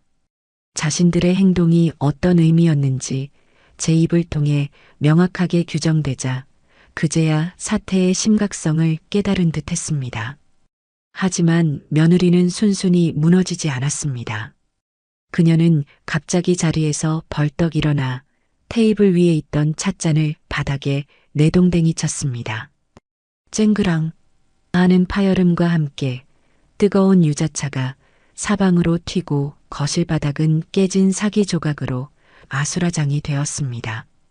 이 늙은 여우 같은 게 어디서 감히 나를 가르치려 들어. 그래, 내가 버렸다. 그깟 차 한 대 팔아버린 걸로 복수라도 다 한 것 같아? 어림없지. 내가 누군데. 내가 당신 가만두지 않을 거야. 며느리의 입에서 온갖 험한 말들이 쏟아져 나왔습니다. 그녀의 교양 있던 가면은 완벽하게 벗겨지고 그 아래 숨겨져 있던 탐욕스럽고 추악한 본성이 남김없이 드러났습니다. 아들 철수는 경악하며 아내의 팔을 붙잡았지만 며느리는 그 손을 거칠게 뿌리치며 발악을 멈추지 않았습니다. 저는 그 모든 광경을 마치 남의 집 불구경하듯 무표정하게 바라보았습니다. 이제 곧 저 불길은 저들 자신을 삼키게 될 것이었습니다. 견고해 보였던 그들의 연대는 제 논리의 망치 앞에서 산산조각 나고 있었습니다. 당신은 뭐하고 서 있어? 바보같이. 당장 저 늙은이 멱살이라도 잡고 돈 내놓으라고 해야 할 거 아니야. 며느리는 분이 풀리지 않는지 이제는 애꿎은 아들에게 화풀이를 하기 시작했습니다. 제게는 법과 논리라는 방패가 있었지만 아들은 그녀에게 가장 만만한 공격 대상이었으니까요. 그동안 억눌려왔던 아들에 대한 무시와 경멸이 본물 터지듯 쏟아져 나왔습니다. 이게 다 너 때문이야. 너가 조금만 더 유능했어도, 너희 집에 돈이 좀 더 많았어도 내가 이렇게까지 할 필요가 있었겠어? 맨날 능력도 없으면서 큰 소리만 뻥뻥 치고. 결국에는 네 엄마 하나 제대로 컨트롤 못해서 이 사단을 만들어? 며느리의 입에서 나온 말은 가히 충격적이었습니다. 모든 책임이 아들의 무능함에 있다는 것이었지요. 늘 아내의 말에 쩔쩔매기만 하던 아들 녀석도 그 말만큼은 참을 수가 없었던 모양입니다. 아들의 얼굴이 시뻘개지더니 평생 한 번도 들어본 적 없는 큰 목소리로 아내에게 소리쳤습니다. 뭐, 내가 무능해? 너 말 다 했어? 내가 누구 때문에 이 고생을 하고 사는데. 네가 벌어오는 돈 한 푼 없이 매달 카드값이며 명품 할부금 막아주느라 내 허리가 휘는 건 안 보였어? 그런데 어떻게 우리 엄마를 버릴 생각을 해? 너 정말 사람이니? 아들의 절규 섞인 외침에 며느리는 코웃음을 쳤습니다. 사람? 하? 웃기지 마. 남자가 째째하게 여자 카드값 가지고 뭘 그래? 그리고 네 엄마? 네 엄마가 우리한테 해준 게 뭐가 있는데? 이 집도 대출 끼고 우리가 산 거고 차 한 대 겨우 사준 거 가지고 저렇게 생색내면서 사람을 들들 볶는데 내가 안 미치고 배겨? 그 차가 겨우야? 그 돈이 땅 파서 나오는 돈인 줄 알아? 그리고 엄마가 우리한테 생활비 보태준 건 벌써 다 잊었어? 너 정말 양심도 없는 사람이구나. 제 앞이라는 것도 잊은 채 두 사람은 서로의 치부를 드러내며 물어뜯기 시작했습니다. 그동안 서로에게 쌓였던 불만과 원망이 둑이 무너지듯 한꺼번에 터져 나온 것이지요. 돈 때문에, 니네 집안 때문에, 너의 무능함 때문에. 그들의 대화 속에는 서로에 대한 존중이나 사랑은 조금도 남아있지 않았습니다. 오직 지독한 책임 전가와 이기심만이 가득했어요. 저는 그 추하고 저급한 싸움을 마치 투명 인간이라도 된 듯이 묵묵히 지켜보았습니다. 깨진 찻잔 조각처럼 그들의 관계도 다시는 붙일 수 없을 만큼 산산조각 나고 있었습니다.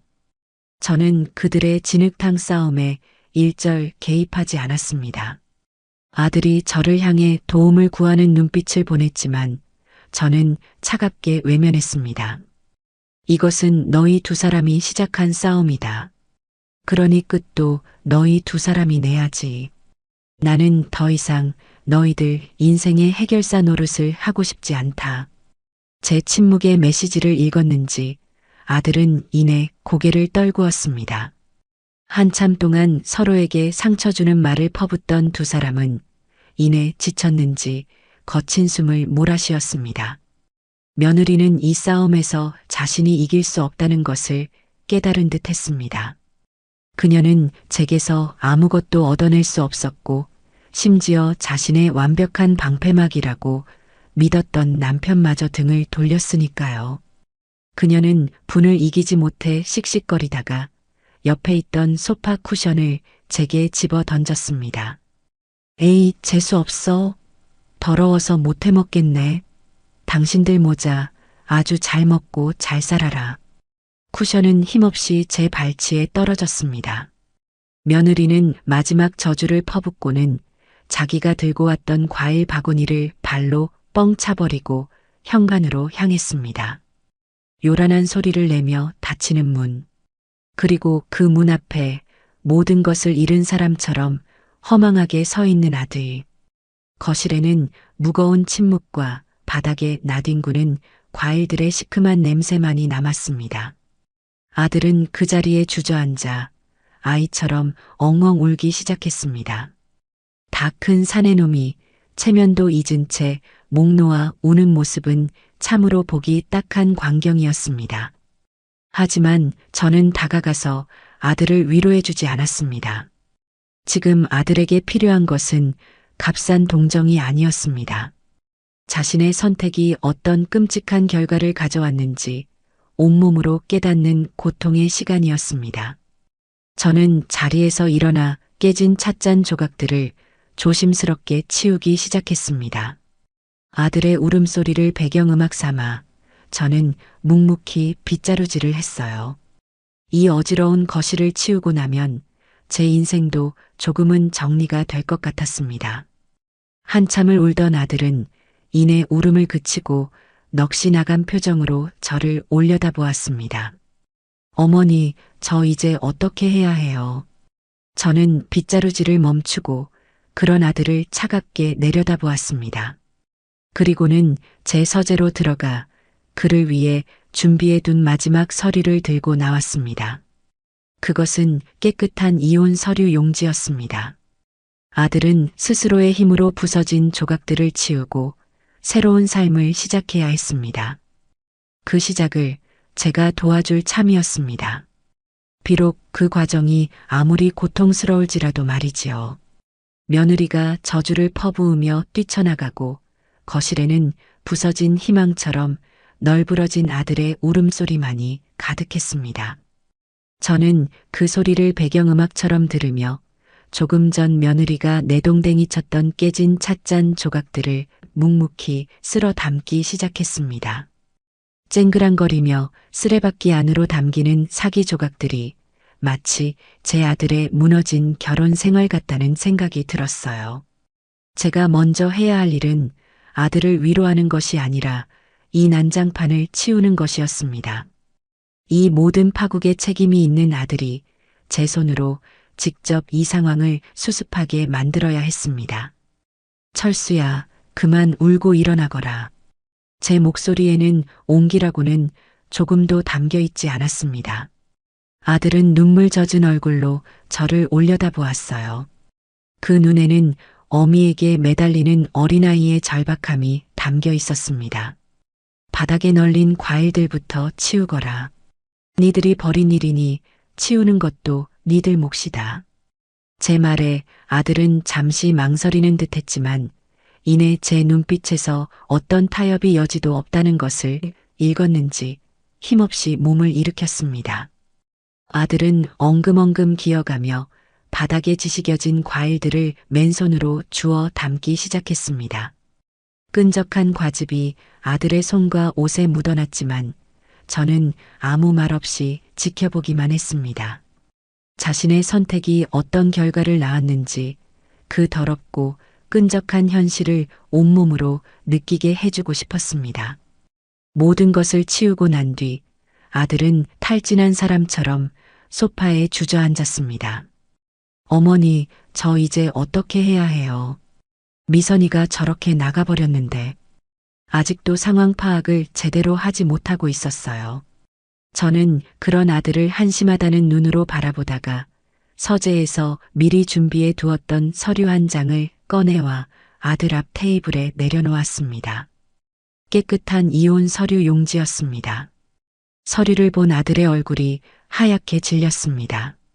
어머니, 이건 네가 선택해야 할 길이다.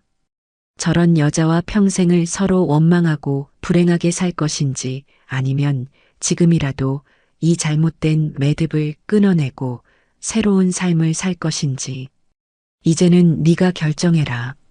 나는 더 이상 네 인생에 감나라 배나라 하고 싶지 않다. 제 단호한 말에 아들은 아무 대답도 하지 못하고 그저 이혼 서류만 멍하니 내려다볼 뿐이었습니다. 저는 그날 아들에게 아무런 위로도 조언도 해주지 않았습니다. 그저 스스로의 지옥 속에서 허우적거리도록 내버려둔 채 제 방으로 들어가 문을 닫았습니다. 며칠의 시간이 흘렀습니다. 아들에게서는 아무런 연락도 오지 않았어요. 아마도 제 아내와 제 어머니 사이에서 평생 해본 적 없는 고통스러운 선택의 시간을 보내고 있겠지요. 저는 그 시간 동안 아들의 연락을 기다리지 않았습니다. 대신 제 삶을 사는데 집중했어요. 미뤄두었던 건강검진을 받고 복지관서의 교실에도 다시 나가기 시작했습니다. 제 인생의 중심을 다시 저 자신에게로 가져오는 과정이었습니다. 일주일쯤 지났을까요? 초저녁 무렵 아들이 수척해진 얼굴로 저를 찾아왔습니다. 지난번과는 달리 그의 눈에는 눈물기 대신 깊은 고민의 흔적이 어려 있었어요. 아들은 거실에 들어서자마자 제 앞에 털썩 무릎을 꿇었습니다. 어머니, 제가 다 잘못했습니다. 제가 어리석었고 나약했습니다. 어머니 말씀대로 모든 것을 정리하겠습니다. 저는 아들을 일으켜 세웠습니다. 무릎을 꿇는 행위는 이제 아무런 의미가 없었어요. 중요한 것은 앞으로의 행동이었으니까요. 소파에 마주 앉은 아들에게 저는 저의 마지막 원칙을 선포했습니다. 이것은 부탁도 조언도 아닌 아들이 제 자식으로 남고 싶다면 반드시 지켜야 할 경계선이었습니다. 잘 들어라, 철수야. 내가 너에게 바라는 것은 세 가지다. 첫째, 내가 팔아버린 찻값은 한 푼도 돌려줄 생각 없다. 그것은 니들이 내게 준 상처에 대한 값도 아니요. 네가 앞으로 인생을 배우는데 필요한 비싼 수업료라고 생각해라. 그러니 다시는 그 돈에 대해 입 밖에 내지 마라. 아들은 조용히 고개를 끄덕였습니다. 둘째, 너희 부부 문제에 나는 더 이상 단 한마디도 개입하지 않을 것이다. 이혼을 하든 다시 합치든 재산 분할을 어떻게 하든 그 모든 것은 너희 두 사람이 알아서 해결해라. 나는 판사도 상담사도 니들 뒤치다꺼리나 하는 늙은 어미도 아니다. 니들 문제는 니들 스스로 책임져라. 제 말에 아들의 어깨가 움찔하는 것이 보였지만 그는 반박하지 않았습니다. 그리고 마지막 셋째. 앞으로 나에게 용서를 구하지 마라. 말로 하는 용서는 1000번이고 10,000번이고 할 수 있는 가장 값싼 행위다. 네가 정말 나에게 미안하고 이 어미의 아들로 다시 서고 싶다면 앞으로 네 인생을 통해 행동으로 증명해 보여라. 누구에게도 기대지 않고 제 힘으로 바로 서는 남자의 모습을 이 어미에게 보여주란 말이다. 그때가 되어서야 비로소 나는 너를 내 아들로 다시 생각할 것이다. 제 3원칙 선포가 끝나자 아들은 한참 동안이나 말이 없었습니다. 그리고는 아주 작은 목소리로 하지만 분명한 어조로 대답했습니다. 네, 어머니. 명심하겠습니다. 그날 아들은 더 이상 제게 매달리거나 넋두리를 늘어놓지 않았습니다. 그저 조용히 일어나 무거운 어깨를 하고 집을 나섰습니다. 저는 현관문이 닫히는 소리를 들으며 비로소 길고 길었던 아들과의 관계가 새로운 국면으로 접어들었음을 직감했습니다. 더 이상 의존과 희생으로 얼룩진 모자 관계가 아닌 각자의 삶을 책임지는 두 명의 독립된 어른으로서의 관계. 그 서먹하고 어색한 시작이었습니다. 그날 이후 제 삶에는 거짓말처럼 평온이 찾아왔습니다. 아들의 문제로 밤새 잠 못 이루던 날들도 며느리의 가식적인 웃음 뒤에 숨겨진 칼날을 경계해야 했던 날들도 모두 과거가 되었지요. 저는 오롯이 저 자신을 위한 시간을 보내기 시작했습니다. 아침에는 복지관에서 친구들과 웃고 떠들고 오후에는 서예에 몰두하며 마음을 다스렸습니다. 저녁에는 좋아하는 드라마를 보며 소리내어 웃기도 했고요. 마치 오랫동안 앓던 지병이 나은 것처럼 하루하루가 상쾌하고 가뿐했습니다. 물론 아들과 며느리에 대한 소식이 전혀 들려오지 않은 것은 아니었습니다. 제 정보통인 동생 미니가 동네 아줌마들 네트워크를 통해 수집한 온갖 소식들을 주기적으로 제게 보고해 주었으니까요. 미니의 말에 따르면 며느리 양미선의 삶은 그야말로 나락으로 떨어지고 있었습니다. 그 번쩍이던 흰색 세단이 사라지자 그녀의 삶을 지탱하던 모든 허영의 기둥들이 한꺼번에 무너져 내린 것이지요. 언니, 며느리 말이야. 어제 버스 정류장에서 봤는데 몰골이 말이 아니더라. 비싼 명품 옷은 어디 가고 후줄근한 티셔츠에 화장도 안 한 얼굴인데 사람이 반쪽이 됐어. 나랑 눈이 마주쳤는데 기겁을 하고 고개를 휙 돌리더라니까. 미니는 고소하다는 듯이 혀를 찼습니다. 며느리는 그동안 어울리던 부유한 친구들의 모임에서도 자취를 감추었다고 했습니다. 차가 없으니 더 이상 그들의 화려한 생활 반경을 따라갈 수 없게 된 것이지요. 심지어는 주변 사람들에게 시어머니가 내 차를 훔쳐갔다는 식의 말도 안 되는 소문을 퍼뜨리려다 오히려 망신만 당했다는 이야기도 들려왔습니다. SNS에 온갖 명품과 해외여행 사진을 도배하며 자신의 삶을 과시하던 그녀의 계정은 그날 이후로 단 하나의 게시물도 올라오지 않고 멈춰버렸다고 해요. 저는 그 모든 이야기를 그저 묵묵히 들을 뿐이었습니다. 동정심도 통쾌함도 느껴지지 않았어요. 그저 스스로 뿌린 씨앗을 거두고 있을 뿐인 한 어리석은 인간의 말로를 지켜보는 기분이었습니다. 아들 녀석에 대한 소식도 들려왔습니다. 아들은 이혼 서류를 접수하고 현재 며느리와 재산 분할 문제로 변호사를 통해 대화하고 있다고 했습니다. 며느리는 위자료는커녕 결혼 생활 동안 들어간 모든 비용의 절반을 내놓으라며 악을 쓰고 있다는군요. 아들은 그 모든 것을 묵묵히 감당하고 있는 듯 했습니다. 회사에서는 예전보다 훨씬 더 과묵해졌지만 일에만 매달려 거의 매일 야근을 하고 있다는 소식이었습니다. 그러던 어느 주말 아침이었습니다. 현관문을 열고 신문을 가지러 나갔는데 문고리에 묵직한 비닐봉지 하나가 걸려 있었어요. 안을 들여다보니 제가 평소에 자주 먹는 채소와 두부, 그리고 우유 한 통이 들어 있었습니다. 누가 두고 간 것인지 짐작이 갔지만 일부러 아들에게 전화해서 확인하지는 않았습니다. 그 다음 주 주말에도 어김없이 문고리에는 말없이 장을 본 비닐봉지가 걸려 있었습니다.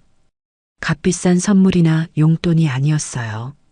그저 제가 끼니를 거르지 않을까 걱정하는 아들 녀석의 서투른 속죄 방식이었습니다. 저는 그 봉지를 말없이 집 안으로 들여왔습니다. 그리고 그 재료들로 정성껏 음식을 만들어 먹었어요. 행동으로 증명하라는 제 마지막 말을 아들은 자신만의 방식으로 지키고 있었던 겁니다. 우리의 대화는 끊겼지만 그 말없는 장바구니를 통해 어색하고 서툰 소통이 이어지고 있었습니다.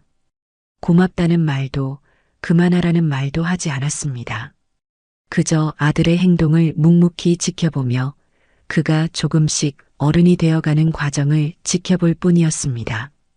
그렇게 각자의 겨울은 흐르고 있었습니다. 며느리는 허영의 대가를 치르며 혹독한 추위 속에서 홀로 떨고 있었고 아들은 자신의 과오를 책임지기 위해 묵묵히 속죄의 시간을 보내고 있었지요. 그리고 저는 그 모든 소용돌이에서 벗어나 제 인생의 주도권을 되찾으며 오롯이 저만의 따뜻한 계절을 준비하고 있었습니다. 문 앞에 놓인 장바구니를 볼 때마다 저는 아들이 언젠가는 이 긴 겨울을 끝내고 자신만의 봄을 맞이할 수 있으리라 조용히 믿어보기로 했습니다. 시간이 흘러 계절이 두어 번 바뀌었습니다.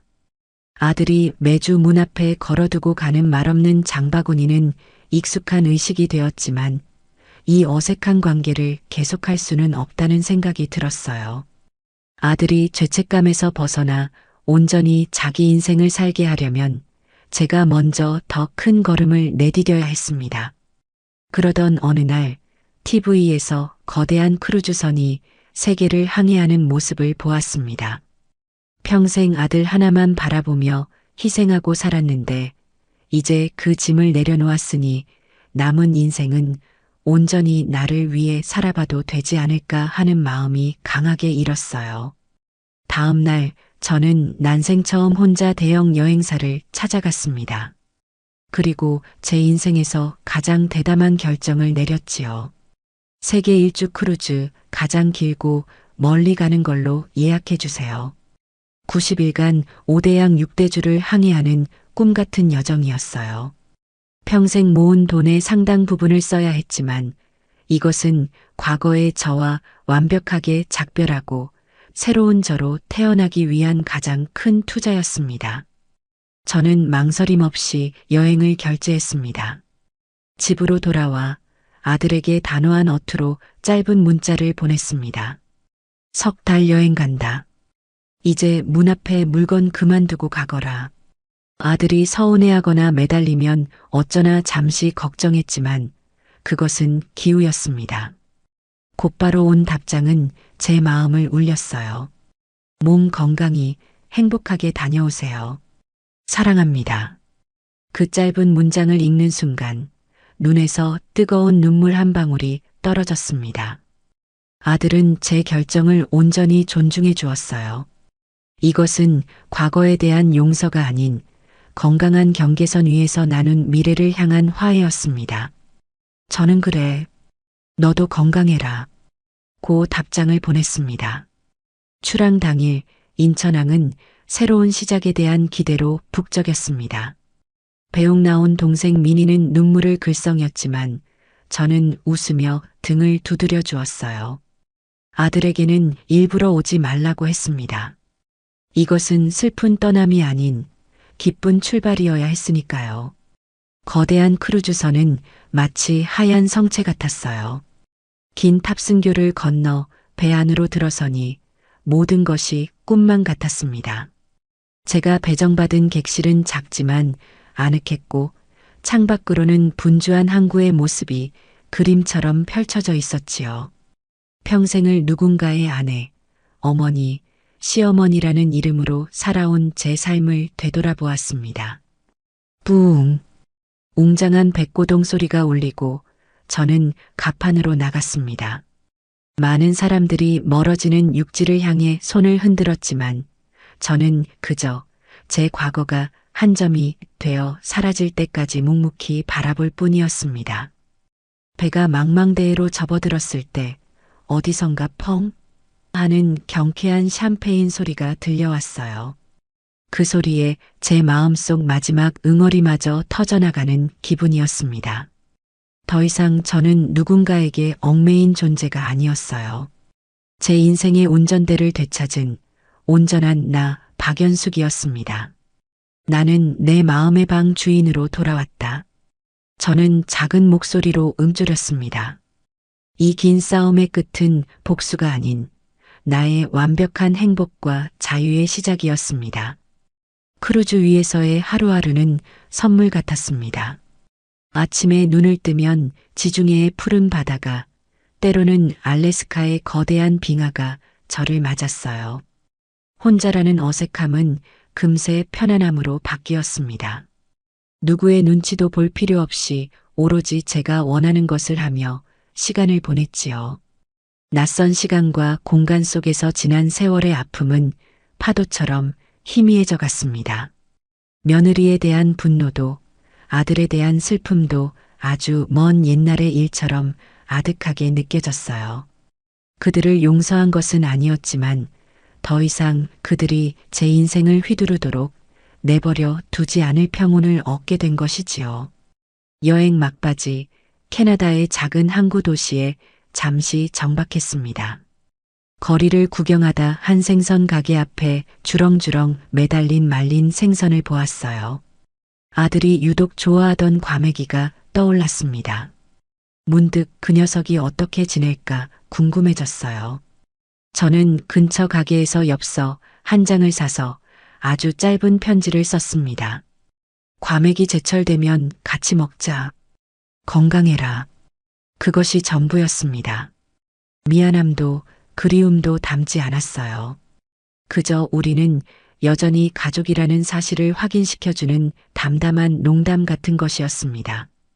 저는 그 엽서를 우체통에 넣으며 이 마음이 아들에게 어떻게 가닿을지는 온전히 그의 몫으로 남겨두기로 했습니다. 꿈 같은 여정이 끝나고 저는 다시 인천항으로 돌아왔습니다. 3개월 전 상처로 가득했던 저는 이제 없었어요. 제 안은 바다처럼 넓고 평온한 무언가로 채워져 있었지요. 입국장을 빠져나오자 약속이라도 한 듯 아들이 저를 기다리고 있었습니다. 이전보다 표정이 훨씬 안정되고 편안해 보였어요. 아들은 말없이 제 여행 가방을 받아들었지요. 집으로 돌아오는 차 안에서 우리는 편안한 대화를 나누었습니다. 아들은 제 여행 이야기를 진심으로 귀 기울여 주었고 자신의 힘든 이야기는 한마디도 꺼내지 않았어요. 우리의 대화는 오직 현재와 미래에만 머물러 있었습니다. 집 앞에 도착했을 때 저는 작은 변화를 발견했습니다. 문 앞은 깨끗했어요. 더 이상 죄책감의 상징 같던 장바구니는 없었습니다. 대신 잡초가 무성했던 현관 옆 작은 화단이 말끔하게 정리되어 있고 제가 좋아하는 국화 화분이 예쁘게 심어져 있었지요. 제 공간을 침범하지 않으면서 말없이 제 삶을 응원하는 새로운 존중의 방식이었습니다. 며칠 뒤 아들이 사는 작은 원룸에 저녁 식사 초대를 받았습니다. 아들이 서툰 솜씨로 차린 따뜻한 밥상 앞에서 우리는 예전에 제가 보낸 엽서 이야기를 하며 웃었습니다. 식사를 마치고 아들이 말했어요. 어머니, 이제 제가 모실게요.